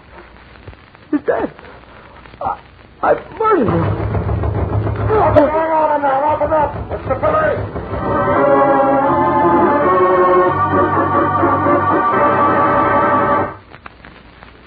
Too bad about Philip Arnold, wasn't it? When he was sentenced to death for Duval's murder, his friends were all mystified because he didn't appeal his case. But of course, Philip knew it was hopeless. What is written in the sands of time cannot be changed. And sure enough, bright and early one morning, they did hang him. Oh, by the way, if you know any fortune tellers, you might be wise to give them a wide berth. If you don't, you too might... Oh, you have to go? Perhaps you'll drop in on me again soon. Just look for the house on the other side of the cemetery. The house of Dr. Weird.